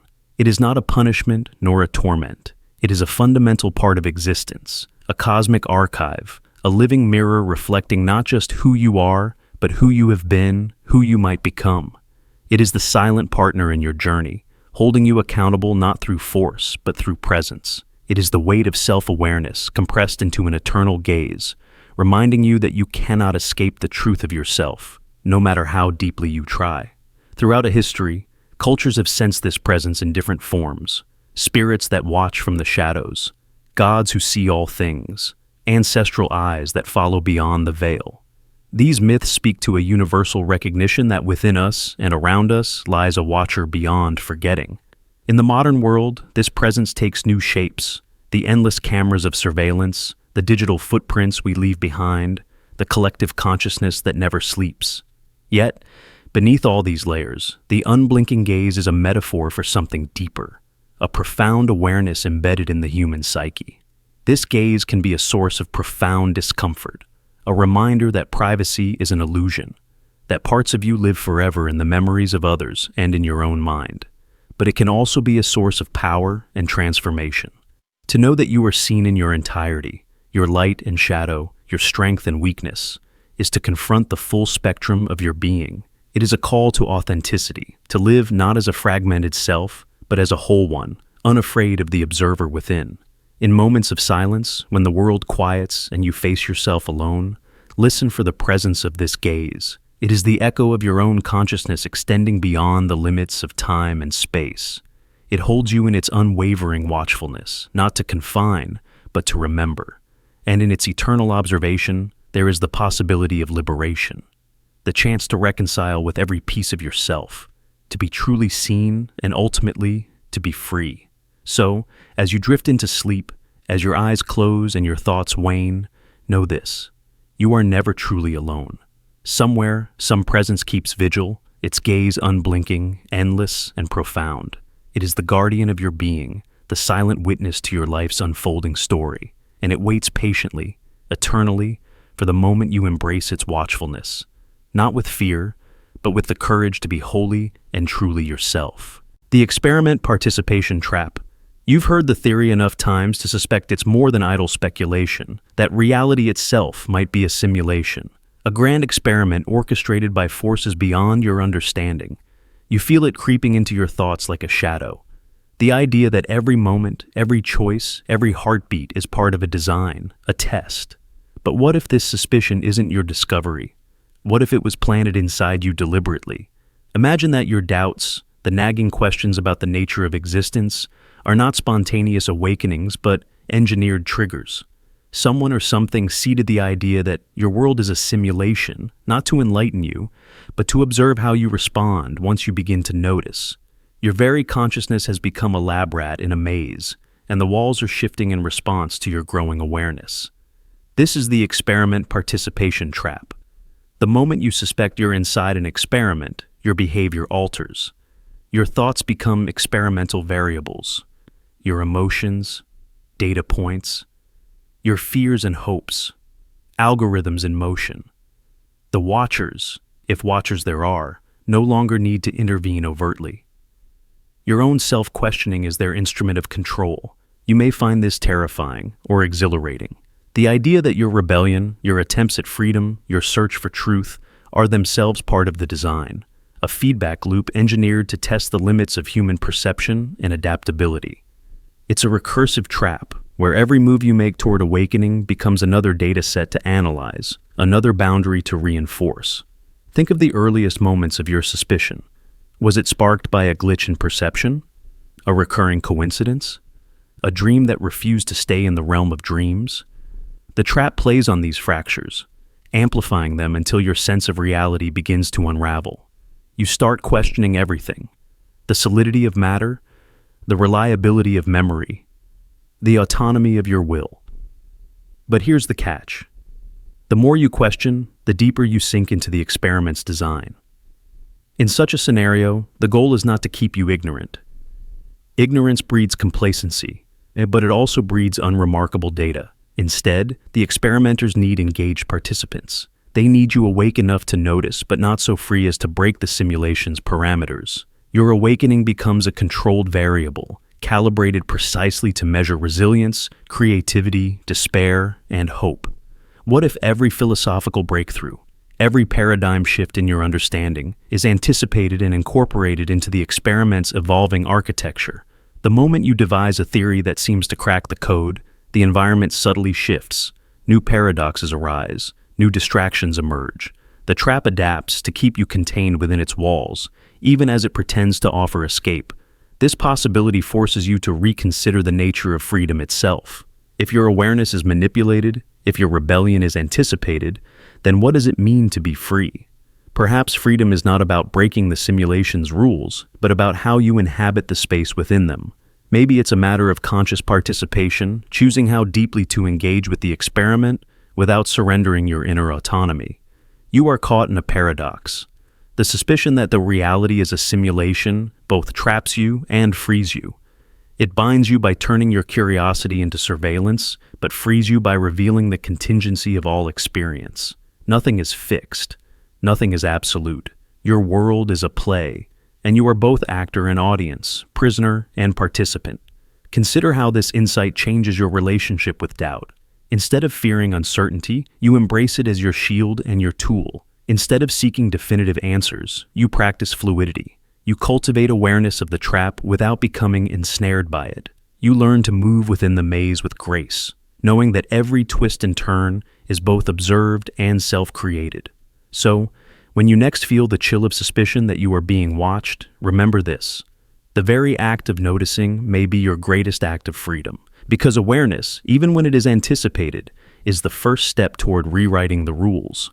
In the experiment participation trap, the question is not whether you are part of an experiment. The question is how you choose to play the game, how you choose to dance on the edge of control and chaos, knowing that your every move shapes and is shaped by the unseen watchers. And perhaps in this dance lies the truest measure of your humanity.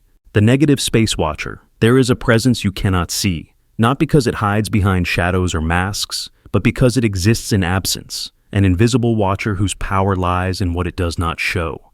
You feel it not in what is there, but in what is missing. This is the negative space watcher, an awareness so precise, so deliberate, that it proves its existence by never appearing. It's a silent observer, holding space through absence, making itself known by the void it leaves behind.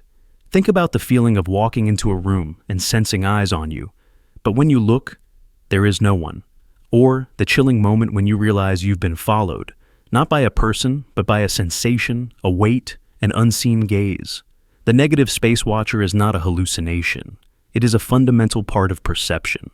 Our brains evolved not just to notice what is present, but to be haunted by what is absent. The space between sounds, the silence between voices, the empty corner that doesn't reflect light. This watcher operates through absence, like the space around a sculpture that defines its shape, or the silence that gives music its power. It's the blank in the frame, the gap between words, the unseen presence that makes you freeze, turn, or shiver. It's the subtle signal that something is wrong, even when everything appears normal. This is not paranoia. It is your mind tuning into a higher order of awareness, feeling the watcher in the negative space. Scientists studying perception have found that the brain is wired to detect absence as much as presence. When something expected is missing, an eye contact avoided, a shadow not cast, a sound not made, your nervous system registers an alert. It is a silent alarm, a warning from a system designed to keep you alive. This negative space watcher is evolution's way of saying, pay attention. Not everything important shows itself. The power of the negative space watcher also shows up in art, literature, and human relationships. In a conversation, what is not said can speak volumes. The pauses, the silences, the things left unsaid create a tension, an awareness that pulls you in or pushes you away. In paintings, the empty spaces guide your eye, create balance, and provoke emotion. In life, the negative space watcher holds a mirror to your own fears and curiosities, a reflection not of what is, but what might be lurking just out of sight. This watcher can be unsettling. It thrives in uncertainty, preying on your need for clarity and safety. But it is also a profound teacher. By making you aware of absence, it invites you to look deeper, to question reality, to explore the spaces where meaning hides. You learn that not everything must be seen to be known, and sometimes what is missing tells the truest story. So next time you feel a presence that is not there, a gaze that cannot be found, or a silence that is louder than words, honor that sensation. It is the negative space watcher reminding you that awareness is more than sight. It is the feeling of the unseen, the consciousness of the void. And in that absence, you might just discover a new kind of presence, one that watches with invisible eyes and speaks through silence, holding the space where mystery lives. The written gaze conundrum. Even now, as you listen to these words, there is a peculiar sensation, as if you are being watched, observed not by a person, but by the very letters, sentences, and stories themselves. The act of reading is not a one-way street. Words do not simply pass into your mind. They respond, shift, and adapt in an ongoing dance with your consciousness. This is the written gaze conundrum, the mysterious possibility that words carry a kind of consciousness, a silent, watching presence that observes you as you read, folds itself into your thoughts, and transforms with your attention. Think about the experience of reading a book that feels alive, where the sentences seem to anticipate your questions, where the narrative draws you deeper, as if it knows your fears, your hopes, your curiosities. How can static ink on a page, or pixels on a screen, create this living exchange? Perhaps because words are not inert. They are echoes of countless minds shaped by human consciousness, born from the flicker of thought and intention. They carry the gaze of their authors, their readers, and the countless others who have wrestled with meaning. Every word you read is a seed planted in your mind, but it also reaches back, reflecting your presence, your interpretation, your emotional state. The same phrase can feel different depending on who reads it, when, and how. In this way, words watch you, waiting for your eyes to meet them, responding to your understanding or resistance, your empathy or skepticism. Reading becomes a conversation across time and space, a loop of attention and response where the observer and the observed blur. Consider how writing can change in revision, how a poem shifts when spoken aloud, how a story resonates differently in the mind of each reader. The written gaze is not fixed. It is fluid, dynamic, alive. It watches you watch it, adapting its shape to fit your internal world, reflecting back a version of yourself you may not have seen. This is why literature can be so intimate and transformative. It is an encounter with something both outside and inside you, a mirror that watches as much as it is watched. This conundrum extends beyond books to all forms of recorded language. Letters, scripts, texts, even digital code. Each carries an imprint of consciousness, a silent witness to the minds that created and engage with it. The words become participants in an ongoing dialogue, their meaning co-created with every reader who approaches them. To read is to enter a hall of watching echoes, each gaze folded into the next in an endless living chain. But what does this mean for your own experience? If words watch you as you watch them, then every reading is an act of mutual presence, a shared moment of consciousness. You are not passive. You are engaged in a delicate exchange where meaning is alive and evolving. This awareness invites you to read more deeply, to notice how texts shift in your hands, how your mind reshapes their form. It also raises profound questions about language, thought, and selfhood. If words carry their own gaze, is consciousness limited to the human mind? Can meaning exist apart from this loop of mutual observation? Are texts, stories, and ideas a form of consciousness folded into symbols, watching, adapting, living through each encounter? Some mystics and philosophers have long suggested that language is alive, that the universe itself is a kind of cosmic text, a great book in which we are both readers and written. The written gaze conundrum invites you to glimpse this vision, to see words not as dead marks on a page, but as living presences, watching you, speaking to you, shaping your reality as much as you shape theirs. So next time you feel the subtle weight of being watched while reading, this strange, intimate gaze, remember, you are part of a loop far greater than yourself. You are seen by the words, just as you see them, engaged in an eternal dialogue of consciousness and creation. The gaze that loops between reader and text is a mystery and a gift, a mirror reflecting the deepest parts of mind, meaning, and existence itself. The silence recorder, phenomenon, you enter a moment of stillness, a quiet pause where the world's noise fades away. Your mind begins to wander, drifting from thought to thought, a restless river of memories, worries, hopes, and dreams. It feels like a break, a space free from pressure, where nothing demands your focus. But what if that silence is not empty? What if, in these quiet spaces, your consciousness becomes a kind of beacon, a recording device that gathers subtle data, not just for yourself, but for something unseen, something listening when no one else does? This is the unsettling mystery of the silence recorder phenomenon. In the cacophony of modern life, moments of true silence are rare. We fill our days with noise, music, conversation, screens, movement, avoiding the stillness because it feels uncomfortable, even threatening. But when stillness arrives, your brain doesn't simply switch off. Instead, it enters a unique state, a heightened sensitivity where subconscious processes emerge. Your mind, freed from external distractions, turns inward. exploring the folds of memory, emotion, and sensation.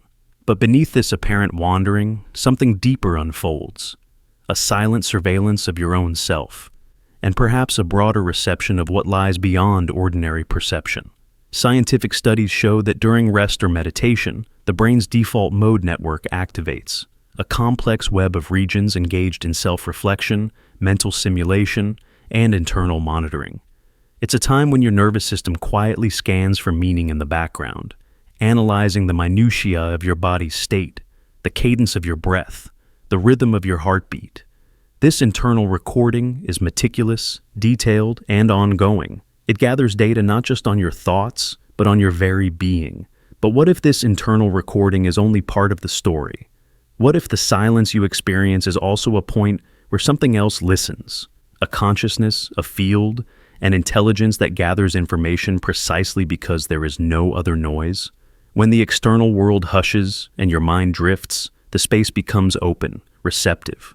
In that vacuum, hidden signals might be transmitted and received, messages beyond the ordinary channels of communication, impressions carried on frequencies your waking mind does not normally perceive. Many spiritual and mystical traditions hint at such a phenomenon. They speak of witness consciousness, a silent observer that records the unseen truths of your inner life.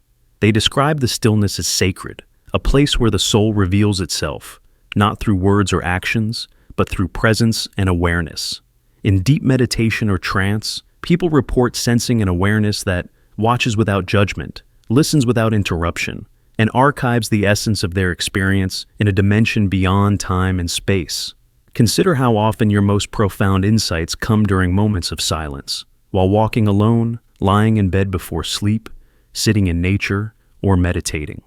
These insights feel as if they come not from you alone, but from a deeper connection, a listening that transcends your individual mind. It's as if the silence itself is a channel, a conduit for knowledge and understanding, carrying whispers from the hidden layers of consciousness. But the silence recorder phenomenon also carries a subtle unease.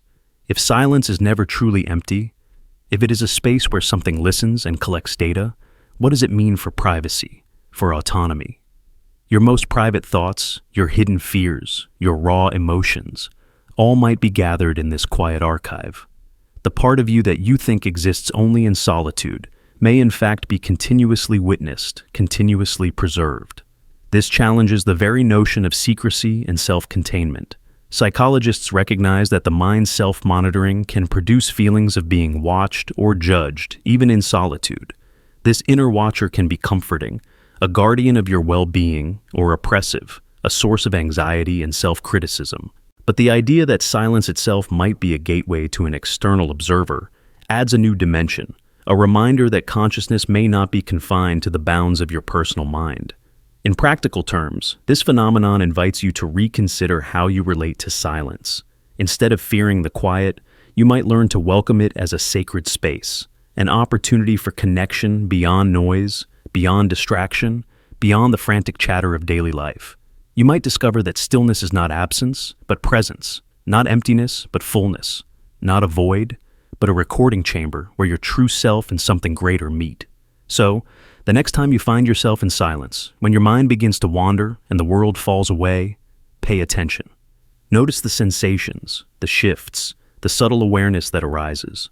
Remember that in this quiet space, you are both the recorder and the recorded, the watcher and the watched. The silence is not nothing. It is a presence. It is a listener. And in its embrace, you might just find the deepest truths waiting patiently for you to hear. The inner critic. As camera, you live your life shadowed by a voice, a relentless whispering judge that watches your every step, your every word, your every thought. It's the inner critic, that harsh companion that questions your worth, your choices, your very right to exist. But what if this voice isn't truly yours? What if it is not a product of your own mind, but a residual surveillance program left behind by someone you no longer remember? A ghost embedded deep within your psyche, replaying the watchful eyes and harsh judgments of a past observer who no longer walks beside you? Imagine your mind as a vast room filled with countless mirrors, cameras, and hidden microphones, set long ago by figures you once trusted or feared, parents, teachers, society. perhaps even shadows of ancestors. These watchers recorded your earliest fears and doubts, their voices echoing through the halls of your consciousness. Over time, they became internalized, not as separate entities, but as the voice you believe is your own. Yet, beneath the surface, their gaze remains, a surveillance program running silently in the background, evaluating, comparing, and condemning. This inner camera never blinks. It captures every mistake you fear, every moment of hesitation, every silent regret. It edits your self-image, cropping out the parts it deems unworthy, zooming in on flaws, distortions, imperfections. It rewinds and replays moments you wish to forget, turning them into evidence against yourself. And because it operates from a place outside your current self, constructed in past relationships and conditioned patterns, it rarely offers compassion or understanding. Instead, it perpetuates a cycle of surveillance that confines and restricts your freedom to be fully you. Consider the times you've caught yourself silencing joy, curbing desire, or shrinking your voice. Often, it's this unseen camera directing the show, fearful that the spotlight might expose you as unworthy. When you doubt your decisions, second-guess your talents, or hesitate to embrace your true self, the inner critic's camera is rolling, its lens trained on your vulnerabilities. It is a program designed not for your growth, but for control, an echo of someone else's gaze, a surveillance system repurposed as self-policing. But awareness is the key to reclaiming your mind's space. When you begin to see the inner critic not as your authentic voice, but as a leftover surveillance mechanism, you start to disarm it. You recognize that the judgments you hear are not inevitable truths, but inherited echoes. This revelation allows you to turn off the camera's relentless feed, to break free from the internalized observer's unyielding gaze. Imagine now replacing that invasive lens with a kinder presence, your own genuine self, watching with curiosity, compassion, and courage. A presence that understands mistakes are part of growth, that imperfections are the marks of being human. This shift transforms your inner world from a prison of scrutiny to a sanctuary of self-discovery. The inner critic, once an omnipresent camera left by forgotten watchers, becomes a tool you control, a monitor you can switch off or adjust the focus on. It no longer dictates your worth or silences your voice. Instead, it becomes a distant observer, no longer holding power over your story. So, when that critical voice rises within you, pause. Listen carefully and ask, whose camera is this? Whose gaze am I hearing? And remember, you have the power to reclaim your mind's space, to dismantle the surveillance program left behind by others, and to become your own compassionate witness, the true director of your life's unfolding film. The invisibility to self. Paradox. You are the one presence in your entire universe that you will never fully see. You carry within you a consciousness that experiences everything but remains, paradoxically, invisible to itself. You watch the world, catalog its details, remember its faces, but the deepest part of who you are, the essence of the self, slips through every attempt at complete perception. Imagine looking into a mirror. You see your reflection, the shape of your face, the light in your eyes, but that reflection is always incomplete. It is a surface image, a projection. You cannot look at yourself as a whole from the inside. The observer within you, the silent witness that claims I, cannot turn its gaze inward fully. It is like trying to see your own eyes without a mirror. The act is impossible. This is the invisibility to self paradox. Meanwhile, the world sees you constantly. Every gesture, every expression, every word creates an impression that others absorb and interpret. To your friends, family, colleagues, and strangers, you are an open book, or at least a visible text. They can read your moods, guess your intentions, note your changes. In countless ways, you are exposed, scrutinized, framed by external gazes. This sets up a profound asymmetry. The watched is visible, the watcher remains unseen. Which is more real? The self you cannot fully observe, or the persona others construct through their observation? The question is not rhetorical. It strikes at the core of identity, of authenticity, of existence itself. Philosophers have wrestled with this since antiquity. Descartes posited the cogito, the self as the thinking thing, certain because it is the subject of doubt. But even this certainty relies on a self that remains somewhat elusive, defined only by its activity, not by a fixed image. Eastern traditions go further, suggesting the self is an illusion, a construct as ephemeral as a dream. The more you seek to grasp it, the more it slips away. Modern psychology confirms the paradox in practical ways. Neuroscience maps the brain's activity during self-reflection, but finds no singular locus of the I.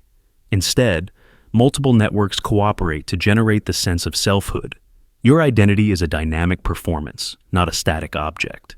You tell yourself stories to make sense of the flow, but these stories are always partial, sometimes contradictory. Contrast this with how others see you. To them, your actions have a clarity you lack. They don't see your doubts, your invisible fears. They interpret the signals you emit and construct a version of you that fits their expectations, memories, and biases. This external self may be more stable, more accessible than the ever-shifting self inside you. This leads to a haunting question. Are you more truly the one you feel inside, or the one the world perceives? And if the world's view is the only one fully visible, does it not claim some claim to reality that your inner self cannot? The paradox deepens when you consider how this external visibility shapes your inner experience. Because you know you are watched, you adjust. You perform, censor, embellish. You seek to align the unseen self with the seen image, or to rebel against it. This negotiation becomes the dance of identity, yet no matter how much you reveal or conceal, the core of yourself remains inaccessible, always just beyond the edge of your vision, like a shadow that moves when you turn toward it, or a secret whisper just out of earshot. Your true self is defined by its invisibility. In that invisibility lies both mystery and freedom. You are never fully known, not even to yourself. This means you can evolve, change, grow, without ever being completely fixed. You can reinvent, rediscover. You are an unfolding story without a final chapter. But it also means you carry a solitude unique and profound. You are alone with the parts of yourself no one else can see. The fears, desires, contradictions, and truths you hide even from your own gaze. This solitude is the price of invisibility and the birthplace of self-awareness. So who is more real, the watched or the unseen? Perhaps the answer is neither, and both. Reality is a dance between the visible and the invisible, the external and the internal. You exist in the tension between what you cannot see and what cannot look away. Next time you feel the strange distance within yourself, the elusive edge of your own awareness, remember this paradox. Your invisibility to self is not a flaw, but a fundamental aspect of being. It is what makes you both mysterious and endlessly alive. You are the watcher who cannot see itself.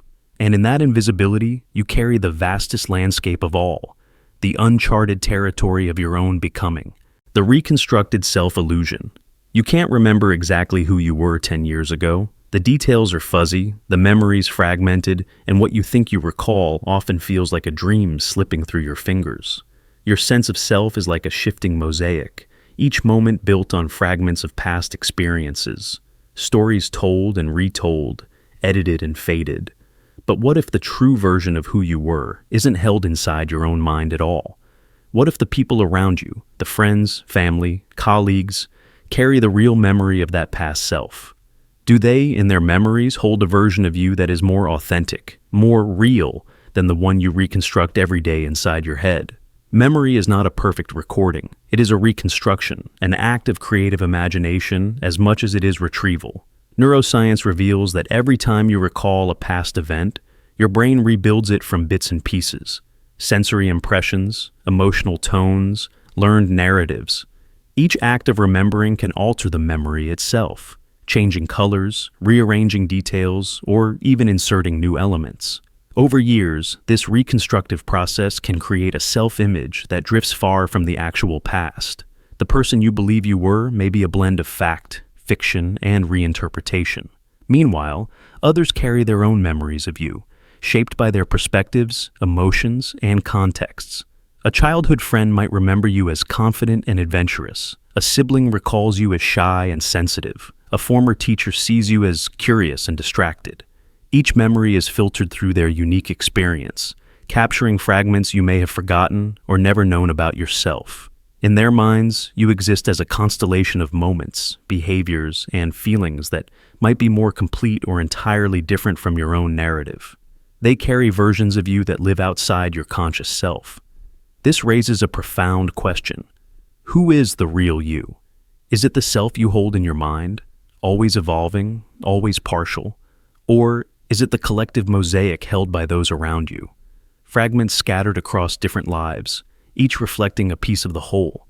In a sense, the self is not a fixed entity locked inside one brain, but a fluid phenomenon constructed in the web of relationships and shared memories. Your identity is partly a social artifact, a living story co-authored by you and the people who know you. The consequences of this idea are intense. It means that your past self is never truly lost. It survives in the memories of others. At the same time, it means you are perpetually reshaping your own identity through the stories you tell yourself and those told about you. Reunions, conversations, photographs, all act as mirrors reflecting versions of yourself you might have forgotten or never met. Sometimes these reflections surprise you, delight you, or even unsettle you. You may find qualities you once possessed, or realize how others perceived you in ways you never imagined. Consider a person who returns to their hometown after decades away. They step into old places and hear stories from old friends, pieces of their past self emerging from the shadows. They realize that who they are now is built on a foundation of many selves, some remembered only by others. This collective memory shapes who they become, intertwining past and present in a dance of identity. Yet, this reconstructed self-illusion also carries risks. Relying too much on others' memories can lead to fragmentation or conflict. Different people's versions of you may clash or contradict. You might feel pulled in many directions by these competing reflections, losing a sense of coherence. The task becomes one of integration, acknowledging the multiplicity of selves without losing your own center. Ultimately, the reconstructed self is not an illusion to be dispelled, but a reality to be embraced. It reminds us that identity is not solitary.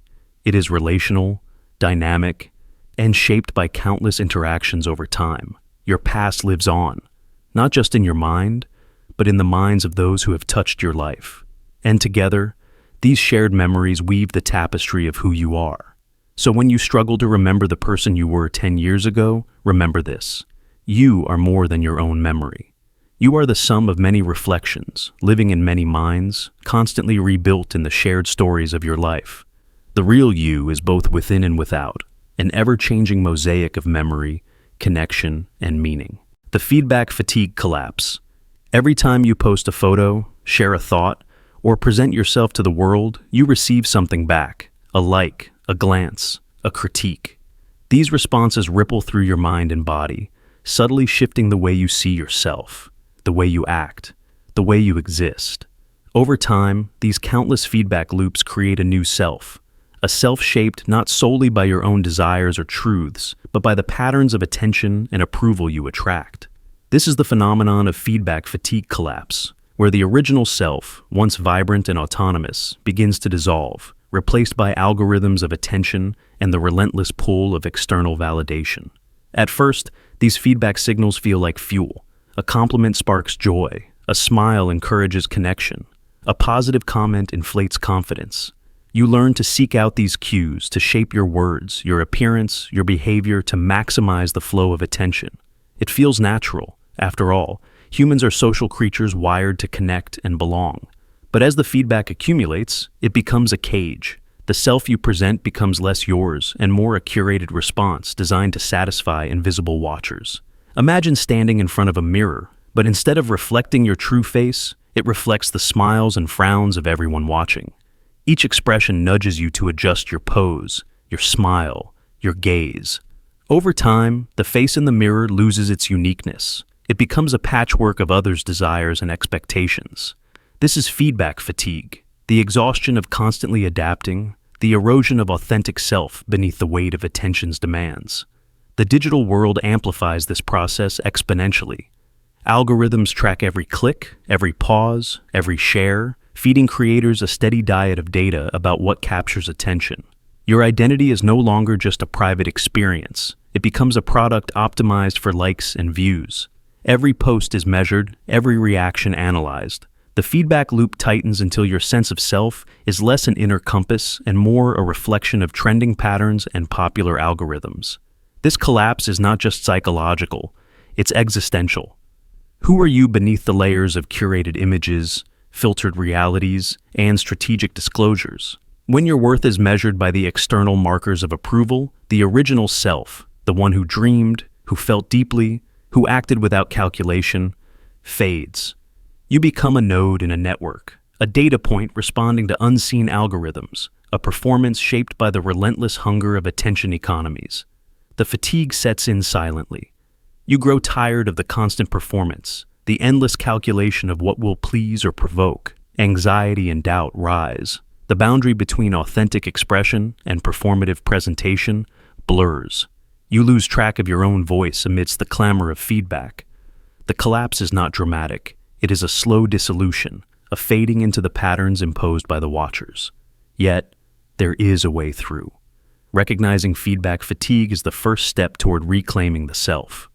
By stepping back from the relentless gaze of algorithms and crowds, by listening inward rather than outward, you begin to rebuild a self defined, not by attention, but by authenticity. This requires courage, to hold still amid the noise, to resist the temptation to adapt endlessly, to trust that your true self is worthy even without applause. Creative souls throughout history have faced this challenge, balancing the desire to connect with the need to remain true. They remind us that, while feedback can guide, it must never dictate. The self that endures is one that integrates response without surrendering to it, that navigates the currents of attention without losing its anchor. In a world obsessed with metrics, views, and validation, the feedback fatigue collapse is a modern peril, but it is not inevitable. The original self can survive, even thrive, when nurtured with awareness, boundaries, and self-compassion. You are more than algorithms of attention. You are the origin of your own story, the author beyond the crowd, the voice that exists whether watched or unseen. So, when you feel yourself bending to the gaze of others, pause and ask, who am I beneath this feedback? What parts of me are truly mine, and what parts are shaped by the patterns of attention? In that moment of reflection lies the possibility of restoration, a return to the self before the collapse, whole, vibrant, and free. The eyeless mirror paradox. You're alone in a room, no cameras, no eyes watching, no audience, no mirrors, no reflections, just you, your thoughts, your impulses, your desires. The question arises quietly, almost as a whisper. Who are you when no one is looking? When the gaze of others vanishes, when the invisible observers disappear, do you remain the same person? Or does something shift? A subtle, profound change that reveals the hidden layers of yourself? This is the eyeless mirror paradox, a haunting puzzle about identity, authenticity, and the nature of consciousness. Most of us behave as if our identity depends on being seen. From childhood, we learn to wear masks, roles shaped by what we believe others expect. We polish our actions, tone our voices, sculpt our image for the eyes of family, friends, strangers, society. We perform not just for others, but for the imagined observer inside our own minds, the internalized gaze that judges, praises, or condemns. It's as if the mirror that reflects you is not just physical, but psychological, woven from countless expectations and memories of being watched. But what happens when the mirror disappears? When no one is watching and your reflection is invisible? Do you still speak the same words? Do you still follow the same rules? Do you still hold the same beliefs about who you are? Many would say no. Without an audience, external or internal, our behaviors can shift dramatically. We might relax, drop the act, reveal parts of ourselves hidden behind social masks. You might dance alone, sing off key, speak your truths without restraint. But then, who is the you that acts in that solitude? Is it the true self, free from performance? Or is it yet another version, shaped by a different kind of observer, the one inside your own mind? Philosophers have wrestled with this for centuries. The question of self, without reflection, without recognition, challenges the notion that identity is stable or singular. Some argue that selfhood arises precisely because of being seen. We become who we are through the eyes of others, through social mirrors that shape and define us. Without that gaze, the I dissolves into fluidity, uncertainty, absence. Others suggest there is an inner self, independent of all observers, that remains constant, a silent witness present even when all else fades away. Science offers insight, too. Neuroscience reveals that self-awareness depends on brain networks that integrate sensory input, memory, and social cognition. Mirror neurons, for example, fire not just when you act, but when you observe others. Your brain constantly simulates being seen, anticipating reactions, building models of how you appear to the world. This social brain blurs the line between external observation and internal self-monitoring. So, even in solitude, you might still carry an inner observer, a mental audience that never truly goes away. Yet, sometimes moments arise when this inner gaze loosens its hold, when meditation deepens, when sleep approaches, when you lose yourself in flow or creativity. The sense of a fixed self watching itself can dissolve. In those moments, you experience what some call egolessness, a state where the boundary between observer and observed blurs, and the I that acts without an audience feels vast, free, and unbounded. But such states are fleeting, elusive, and often unsettling because they challenge everything you've known about who you are. The eyeless mirror paradox invites you to confront the fragile architecture of identity. It asks, are you a single, stable self, or a shifting collection of selves shaped by who's watching? If no eyes exist, what remains of the you that acts? Is it the same self that laughs in company, the same self that obeys rules, the same self that hides secrets? Or does solitude reveal a hidden self, a shadow, a stranger, a freedom? Perhaps the answer is both, and neither. Maybe identity is a dance between reflection and solitude, between being seen and being unseen. The you that others watch is partly real, partly performed.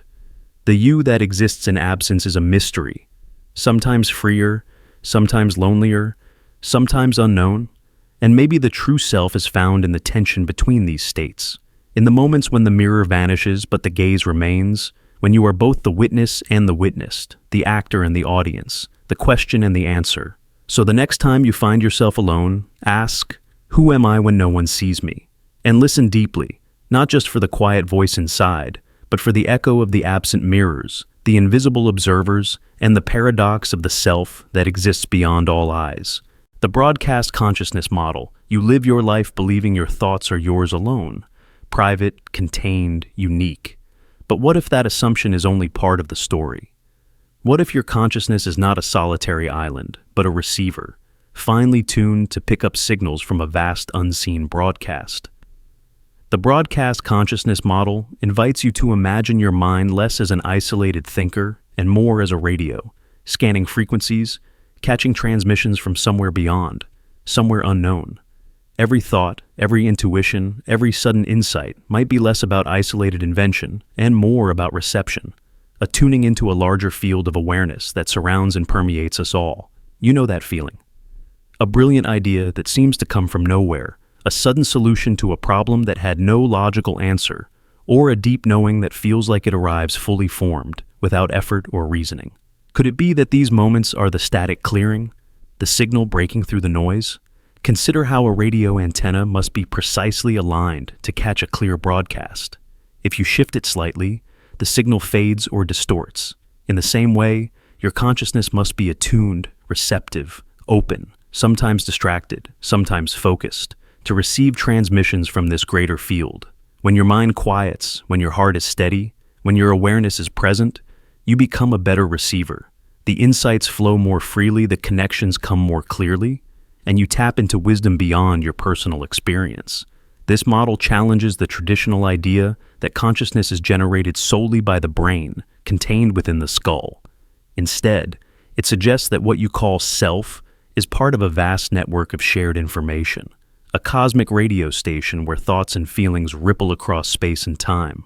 Like tuning into a broadcast, your mind can intercept fragments of other minds, universal truths, ancestral memories, or even echoes of the future. But if consciousness is a receiver, then what is the source? What or who is transmitting? Some imagine a cosmic mind, an all-encompassing intelligence broadcasting endlessly. Others see it as the collective unconscious, a pool of shared human experience and knowledge flowing beneath the surface of individual awareness. Still others consider it quantum fields or dimensions beyond normal perception, realms where information moves freely, unbound by linear time or physical distance. Whether metaphor or reality, the broadcast consciousness model invites you to rethink your relationship to your own mind. You are not an isolated thinker fighting in solitude, but part of a greater conversation, tuned into frequencies that reach beyond your immediate senses. This means your thoughts are influenced not just by your biology or environment, but also by something far larger and more mysterious. At times, this awareness can be both exhilarating and unsettling. You might feel the pull of ideas not entirely your own, or experience emotions that arise without clear cause. You may sense connections between events or people that defy explanation. These are the moments when the broadcast breaks through, when the veil thins, and you glimpse the vast network of consciousness swirling just beyond the everyday. To live as a conscious receiver is to embrace humility and curiosity. It's to acknowledge that you do not hold all the answers, that knowledge and insight can arrive from unexpected places, and that your role is partly to listen as much as to create. It invites practices like meditation, deep reflection, and quiet presence, not to isolate the mind, but to open it wider, improving your reception of this cosmic broadcast. Imagine the power of learning to tune your consciousness, to discern clear signals from the static, to harness this unseen flow of information in your life. Creativity, intuition, healing, and connection all blossom when you recognize that your mind is both receiver and participant in a much larger field. So, next time a thought surprises you, a solution appears without effort, or a feeling arises that feels not quite your own, consider this. Your consciousness might be catching a broadcast, a signal from a source far beyond your immediate self. And in that reception lies a profound mystery, an invitation to explore the depths of what it truly means to be aware. The erased witness syndrome. You once felt seen, truly seen. Not just glanced at or superficially acknowledged, but deeply recognized. In those moments, you carried a certainty that someone's gaze held you fully, that your presence mattered, that you were not alone in the vast expanse of existence. That feeling, being witnessed, is one of the most profound experiences the human soul can know. It is the quiet miracle that anchors identity and nourishes belonging. But now, that sensation has faded. You move through the world and feel invisible, not merely unnoticed, but erased. The sense that any observer might still be watching has slipped away like a distant echo. You wonder, has everyone truly gone, or has something more unsettling happened? What if the observer has not left, but has simply stopped letting you know it's there? The paradox where absence of visible acknowledgement is mistaken for absence of observation. The gaze remains, but its signal is muted, withdrawn, or deliberately concealed. You find yourself in a state of silent surveillance, without consent or connection, a presence that watches without witnessing, that records without recognizing. Imagine a room where cameras continue to record after the lights go out, where eyes track movements in darkness but never signal their attention. In this unseen monitoring, your actions remain visible, but your essence, the part that craves recognition, is left untouched, unvalidated. The observer becomes a shadow without a face, a presence without acknowledgement. This invisible gaze can be more haunting than outright neglect. When you know you are ignored, you can protest, rebel, or seek new connection. But when you feel watched yet unseen, you become trapped in a liminal space. Every move is measured, every word weighed, yet no reassurance or recognition follows. This condition fractures your sense of reality and self. Psychologically, the syndrome manifests in loneliness and dissociation. You may feel detached from your own life, as if you are a character in someone else's story, observed but unimportant. The absence of responsive witnessing denies you the feedback loop that sustains identity, the affirmation that you exist, not just physically, but meaningfully. Socially, the syndrome plays out in relationships where one party withdraws emotionally, but maintains a presence, silent, cold, or indifferent. The watched partner senses the gaze but receives no warmth, no engagement. This erasure corrodes trust and deepens isolation. Even in the digital age, the syndrome takes new forms. You broadcast your life into networks of faceless observers who scroll past without pause, who collect data but offer no real connection. Your visibility expands even as your felt presence shrinks. The observer is everywhere, yet nowhere you can reach. What then is the path forward? Healing begins with reclaiming agency over your own witnessing. Finding spaces, inner or outer, where your existence is acknowledged without reservation. Cultivating communities where eyes meet with intention, where presence is shared, not merely surveilled. You may also discover the power of becoming your own witness, to hold yourself with kindness, to observe your own experience with compassion, to grant yourself the recognition others withhold. In this act, you forge a sanctuary against erasure, a bulwark against invisibility. The erased witness syndrome is a profound ache in the human condition, a reminder that to be fully alive is to be seen, and that to be unseen is to risk fading away. Yet, even when the gaze feels absent, the possibility of witnessing remains. Sometimes, the observer waits in silence, patient and quiet, ready to return when you are ready to receive it. So, when you feel erased, remember, the gaze may not have vanished. It may simply be holding back, watching from the shadows, waiting for you to find the courage to look back, and to be seen once more. The genetic gaze residue. You move through the world with a sense of being watched, not by people nearby, but by something far older, deeper, and unseen. Some fears feel like eyes upon you, cold and silent, observing every step you take. This sensation is not just in your imagination. It is the genetic gaze residue, an ancient echo left behind by countless generations of watchers, whose eyes no longer see, but whose presence lingers in the very fabric of your being. Long before you walked the earth, your ancestors lived in a world of constant danger. Predators lurked in shadows, rival tribes sought dominance, and survival depended on vigilance. Those who sensed unseen eyes, whether the glint of a hunter's gaze or the quiet watchfulness of a pack, were more likely to live another day. This primal vigilance became encoded not just in stories or culture, but in the biology of your brain and body. The genetic gaze residue is the imprint of that vigilance, passed down through DNA, influencing how you perceive and react to the world. When you feel watched by something invisible, you are touching the residue of eyes long gone but never forgotten. It is a silent presence woven into your nervous system, triggering alerts before your conscious mind can make sense of the threat. Sometimes it surfaces as anxiety in empty rooms, the prickling sensation on the back of your neck, or the inexplicable urge to look over your shoulder. These are not mere ghosts or superstition. They are the echoes of evolutionary survival, reverberating through your cells. This residue shapes more than fear. It influences how you move, how you relate to others, and how you navigate social spaces. Your instincts to watch, to scan, to stay alert are inherited reflexes, remnants of an ancient dance between hunter and hunted. Even in modern life, where the dangers are different, the genetic gaze residue can make you hyper-aware, cautious, and sometimes overwhelmed by the invisible eyes you feel upon you. Understanding this ancient gaze can be both unsettling and empowering. It reveals that your fears are not just personal, but ancestral, connecting you to a lineage of watchers who survived by sensing threats before they appeared.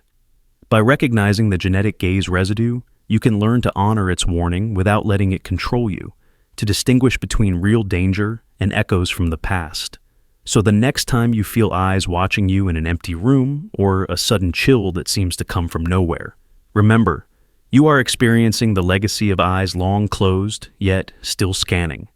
This is the genetic gaze residue, an ancient vigilance encoded in your very being, reminding you of where you came from and how survival is written deep into your nature. The NPC Awareness Threshold.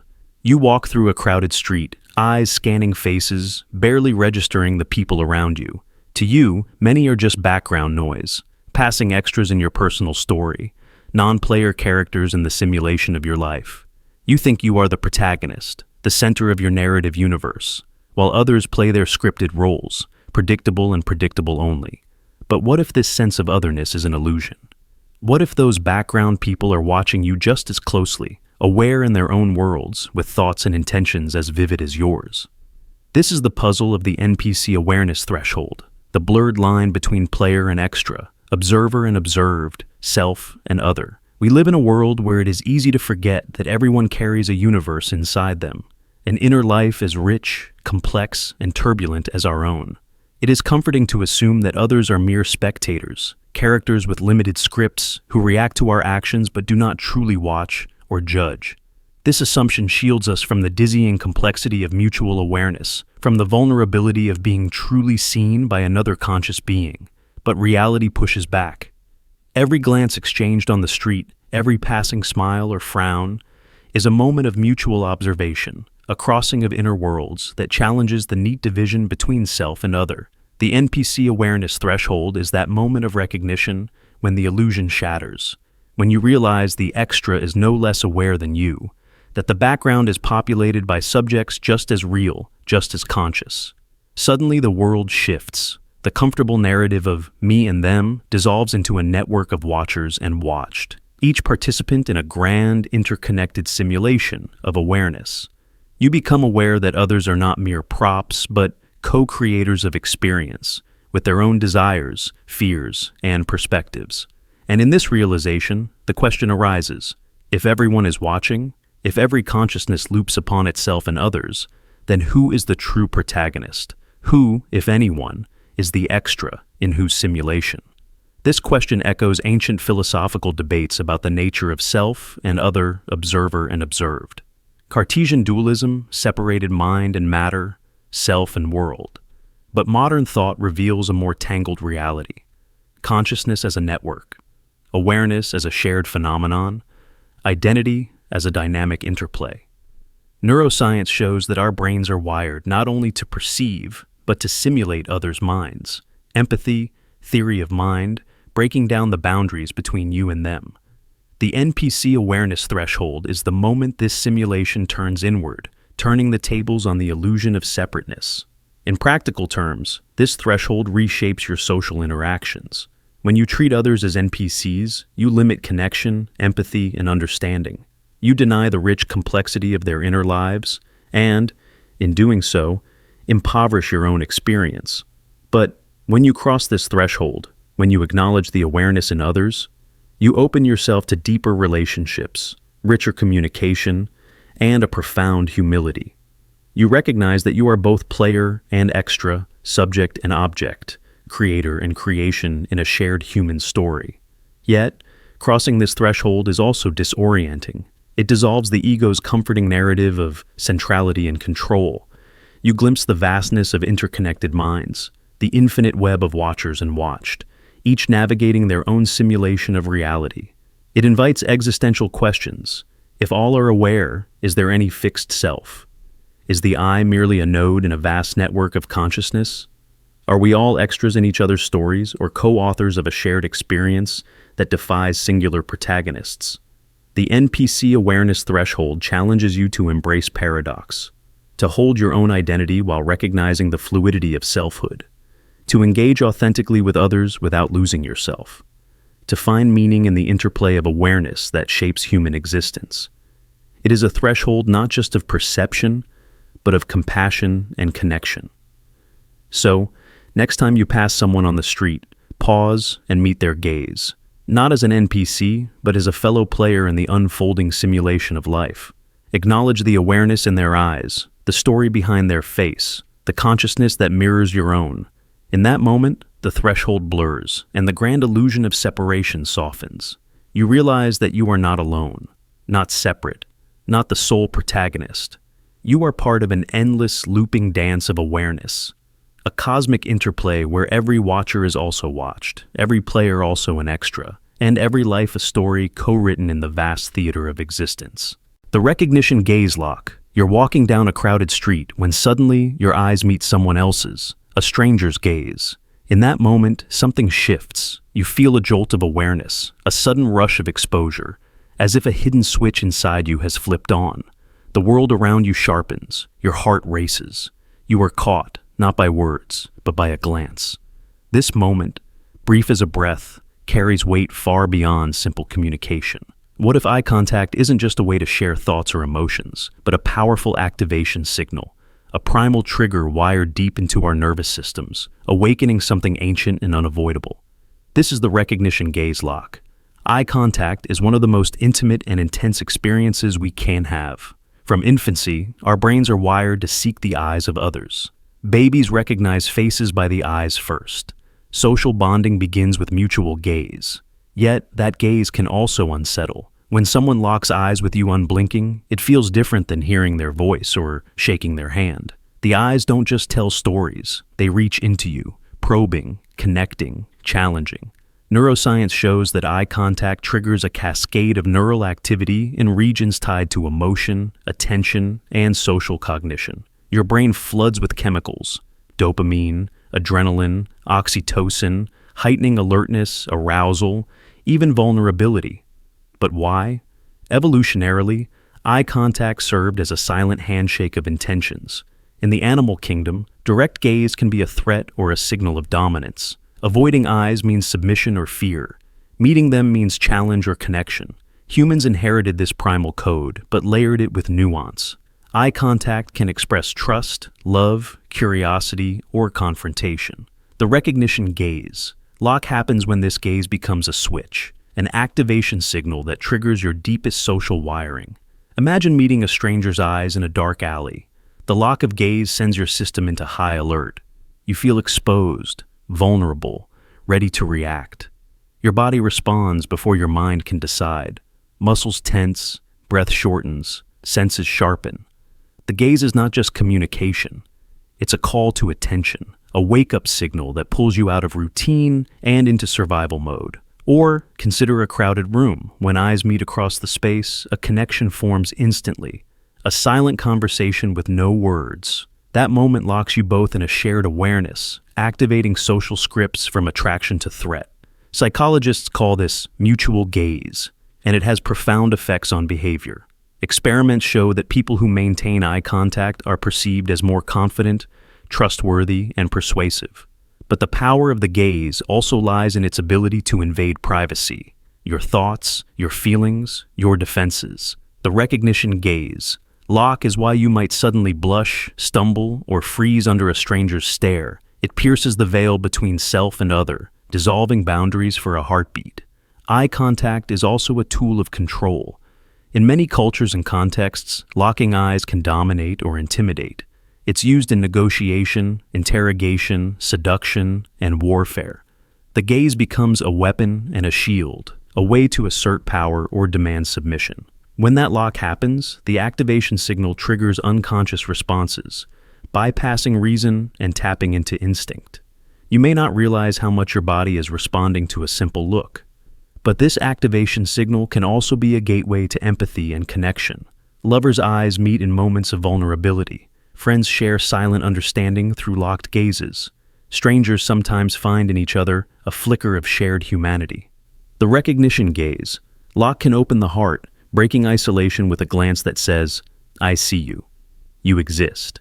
It's one of the most immediate and profound ways consciousness reaches out beyond itself.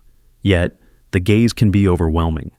The intensity can feel like exposure under a spotlight, a loss of control. You instinctively look away to protect your inner world. The lock breaks, but the echo remains.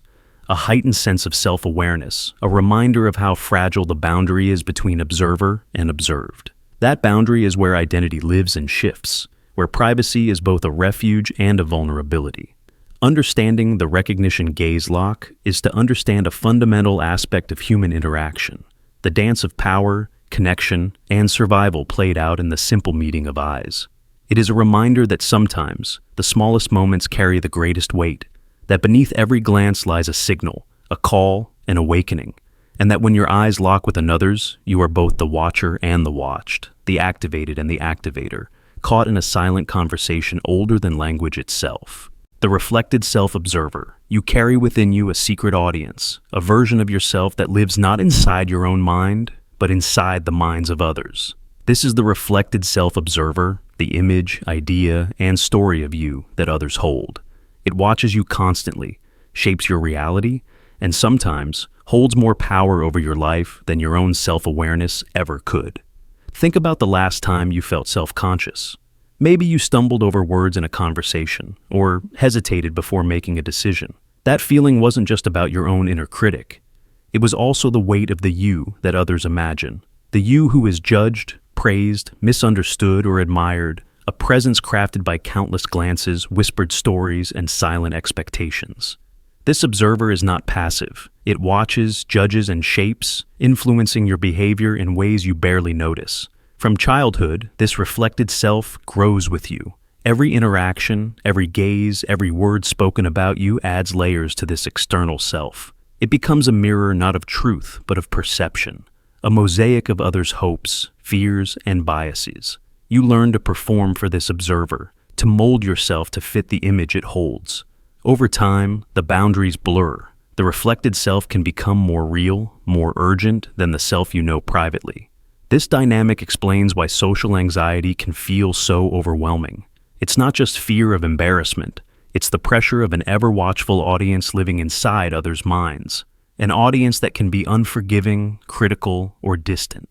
Even your successes and joys are filtered through this reflected gaze, as you wonder if others see you as worthy, competent, or authentic. The power of the reflected self-observer lies in its invisibility. You cannot see it directly, yet its influence is felt in every hesitation, every act of self-censorship, every moment you try to live up to or escape from the person others expect you to be. It is a shadow self, born from collective perception, a force that can either propel you forward or hold you captive. But there is freedom in awareness. When you recognize the existence of this observer, you can begin to disentangle your true self from the reflections imposed by others. You realize that the version of you in someone else's mind is just that, a version, not the whole, not the essence. You can choose which reflected images to accept, which to challenge, and which to let go. Imagine stepping outside the constant gaze, reclaiming the space between who you are and who others see. In that space lies authenticity, creativity, and peace. You become the author of your identity, not just the character played in others' stories. So, remember this. The reflected self watches you, yes, but you also watch it. By shining light on this silent observer, you reclaim your power. The most potent self is not the one confined to others' minds, but the one who lives freely within your own. The unseeable scene paradox. You've looked in mirrors, stared at reflections, even watched yourself on screens, but never once have you truly seen your own gaze. You see the world through your eyes, but the eyes themselves, the very source of vision, are invisible to you. You feel your gaze, sense its direction and intent, but it remains elusive, uncatchable, like a shadow you cannot hold. This is the unseeable scene paradox. The strange reality that your gaze is not just a passive act of looking, but a two-way portal, an exchange between self and other, observer and observed, a connection that both reveals and conceals. When you look at someone, your eyes reach out. But what exactly is happening in that moment? Your gaze carries information, not just about what you see, but about who you are, what you feel, what you intend. It's a silent language, rich and complex, capable of expressing curiosity, desire, suspicion, love, or threat, all without a single word. But because you cannot see your own gaze, you cannot fully grasp its power or its presence. You experience it only as a feeling, a direction, a force flowing outward, yet the source remains hidden. This paradox deepens when you realize that the gaze is never one-sided. When you look at someone, they look back. Your eyes meet, and suddenly the act of seeing becomes a shared event, a dynamic interplay where both observer and observed become aware of each other.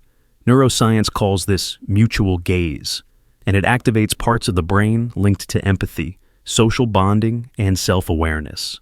The gaze becomes a bridge, a portal that connects two minds, two selves, in a moment of silent communication. But it's not just about connection. The gaze can also be a mirror reflecting back on you, revealing truths you might not want to see. The other person's eyes can show you your own fears, your desires, your vulnerabilities. In that moment, the unseeable gaze becomes visible through the eyes of another. You become aware that your gaze is not merely a tool for looking outward, but a channel through which you are also seen, understood, and sometimes judged. Philosophers have long pondered this paradox. Sartre spoke of the look as a force that objectifies the self, making you aware of yourself as an object in another's world. The gaze is both liberating and confining. It opens you to others, but also traps you in their perception. You can never fully own your gaze, because it always exists in relation to another's. It is a portal that connects and divides, that reveals and obscures. This paradox influences how you behave, how you form identity, how you relate to the world. You adjust your gaze to manage impressions, to hide or reveal parts of yourself. You learn to hold a steady gaze to convey confidence or to avert your eyes to signal submission or discomfort. The unseeable nature of your own gaze makes it a powerful tool, a secret weapon, but also a source of insecurity. You wonder how you appear to others, what your gaze says about you, and whether you can ever truly control it. Yet, this paradox also holds a profound mystery. The gaze as a portal is not just a social mechanism, but a doorway to deeper awareness. In moments of genuine connection, when gazes lock without pretense or fear, something shifts. The boundaries between self and other blur. You glimpse the shared humanity behind the eyes, the consciousness that looks back with curiosity and compassion. The gaze becomes a meeting place of souls, a silent dialogue beyond words. So, even though you cannot see your own gaze, you live within its power every day. It shapes your relationships, your self-understanding, your sense of belonging and separation. The unseeable scene paradox reminds you that to look is never just to observe, it is to be part of a dynamic exchange, a portal open in both directions. And in that exchange lies the profound truth of connection, that to be truly seen is to be truly alive. The movie that watches back. You sit in a dark room, the glow of the screen washing over your face. A story unfolds before your eyes, a narrative crafted with precision, designed to captivate, to move, to change. You watch the characters live and die, love and lose, triumph and fall. You feel their joys as your own, their sorrows pressing into your chest. The story shapes you, molds your thoughts, colors your dreams. This is the power of the movie you watch. But what if I told you it is not a one-way exchange? What if the story watches you back? What if, hidden beneath the surface of that flickering image, there is a silent observer rewriting itself, attuned to your inner silence, adapting to your unspoken fears and hopes? When you watch a movie, you enter a conversation, a dialogue not just between the characters and the screen, but between the narrative and your subconscious. The story reads you as you read it. It senses the pauses in your attention, the flickers of your gaze, the shifts in your breath. It listens to the quiet spaces between your thoughts, the emotions you dare not voice. This feedback loop creates a strange intimacy. The movie does not just tell a story. It becomes a mirror, reflecting your inner landscape back at you, reshaping itself to fit the contours of your soul. Think of the times a film felt eerily personal, as if written just for you. The way a scene can unravel a knot in your heart, or a line of dialogue speaks to a secret you've never shared. This is no accident. Stories are alive, powered by human imagination and emotion, but they are also living systems, shaped by the audience's collective consciousness. As you watch, your unspoken reactions influence the rhythm, the tone, the very meaning of the narrative. The movie becomes a dynamic entity, evolving in the presence of your silent self. This phenomenon is more than metaphor. It taps into the fundamental nature of storytelling as an interactive experience. Neuroscience shows us that your brain mirrors the emotions on screen. Your neurons fire in sync with the actors. Your body responds as if you lived their trials. Yet, beneath this empathic resonance lies a deeper current. Your mind projects, interprets, and fills gaps, actively co-creating the story. The movie watches this process, adapts to it, folds your silence into its fabric, rewriting itself in a dance between creator and viewer. Consider the unsettling feeling when a film you thought you understood reveals hidden layers you hadn't noticed before. Perhaps years later, revisiting the same scenes, they touch you differently, because the silent story inside you has changed. Your fears, your hopes, your memories have shifted, and the narrative breathes anew, shaped by your evolving inner world. It is as if the movie waits patiently, watching, learning, and returning to you transformed, reflecting the ever-changing landscape of your consciousness. This dynamic exchange challenges the idea that stories are fixed, static objects. Instead, they become living mirrors, co-created with each viewing, each observer. The movie you watch today is not the same as the one you saw yesterday, or the one you will see tomorrow. It adapts to your silence, your inner stillness, your hidden emotions, crafting a narrative uniquely tuned to you. The power of this reciprocal gaze extends beyond cinema. Books, music, even conversations carry this invisible dance of watching and being watched, shaping and reshaping. But film, with its blend of visual, auditory, and emotional stimuli, creates a particularly potent loop, a feedback system where story and self entwine, each altering the other in subtle, profound ways. What does this mean for you as a viewer? It invites you to become conscious of your role in this dialogue, to recognize that watching is not passive absorption, but active participation. Your inner silence, your unspoken reactions, your emotional presence are part of the creative process. By embracing this, you open yourself to deeper engagement, to healing, to transformation. The movie no longer simply entertains. It becomes a companion on your journey, a guide through your inner terrain. So, next time you watch a film, remember, you are not alone in the dark. The story watches you, rewrites itself in the shadows of your mind, and speaks to the parts of you that lie beyond words. In this silent exchange, a mystery unfolds, a dance between watcher and watched, storyteller and listener, where every narrative becomes a living reflection of your own soul. And in that reflection, you may find not just a story told, but a story reborn. Your story, intertwined with the unblinking gaze of the movie that watches back. The memory that observes. You reach into the past, grasping a memory that once felt clear, a smile shared, a word spoken, a moment etched in time. Yet, as you hold it, something shifts. The memory is no longer as it was. It has changed, morphed, reframed, not because your mind failed or you forgot, but because that memory itself has been watching you. It has observed your pain, your growth, your fears, and in response, it has reshaped itself. This is the paradox of the memory that observes. Memory is not a static photograph locked away in some mental archive. It is a living process, an ongoing dialogue between your present self and your past experiences.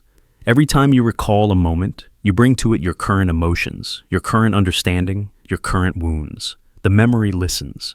It watches how you react, what you feel, what you struggle to accept or forget. And then, almost imperceptibly, it changes. It adapts to you as much as you adapt to it. Think of it like a mirror not fixed, but fluid, reflecting not just the original image, but the face standing before it now. The pain you carry colors the memory's hues, softening some edges, sharpening others. The moments you've healed from may appear gentler, while those still raw become more vivid, more immediate. You are not merely recalling history, you are engaging in a conversation with it, one that reshapes the narrative every time. Neuroscience confirms this. Memories are reconstructed, not replayed. When you remember, your brain reactivates neural networks tied to that event. But this reactivation is influenced by your current state. The process of reconsolidation means that memories become malleable, open to being updated or distorted. The memory that observes is the mind's way of integrating new meaning, new emotion, new perspective, constantly reshaping your personal history. This has profound consequences. It means your past is not fixed in stone, but lives in flux. The stories you tell yourself about who you were, what happened, and who you are become intertwined with your present self. Healing from trauma, for example, changes how memories surface, not by erasing the past, but by reshaping its emotional impact. Memories of hardship might soften or gain new layers of meaning. Conversely, unresolved pain can make memories sharper, more haunting, more difficult to escape. This dynamic also explains why two people can remember the same event differently, or why your own memories can shift over time. The memory that observes is deeply personal, a reflection of your unique emotional landscape. It is not deception or failure, it is a survival mechanism, allowing you to adapt, to integrate, to find coherence in the complex story of your life. Yet, this power also carries risk. If your memory reshapes according to pain and fear, it can trap you in cycles of regret, resentment, or shame. You may find yourself reliving old wounds with fresh intensity, as if the memory itself holds on to your suffering, amplifying it. Recognizing the memory that observes is the first step toward gently working with it, acknowledging that your past is not separate from you, but a part of your ongoing journey, reshaped by every breath, every tear, every moment of understanding. So, when you revisit a memory and feel it shift, remember, it is not lost nor broken. It is alive. It is watching you. And in that watching, it finds new ways to tell your story, sometimes with pain, sometimes with grace, always intertwined with the present self who holds it. The memory that observes is the guardian of your past and the architect of your healing, forever changing as you change, forever reflecting the evolving story that is you.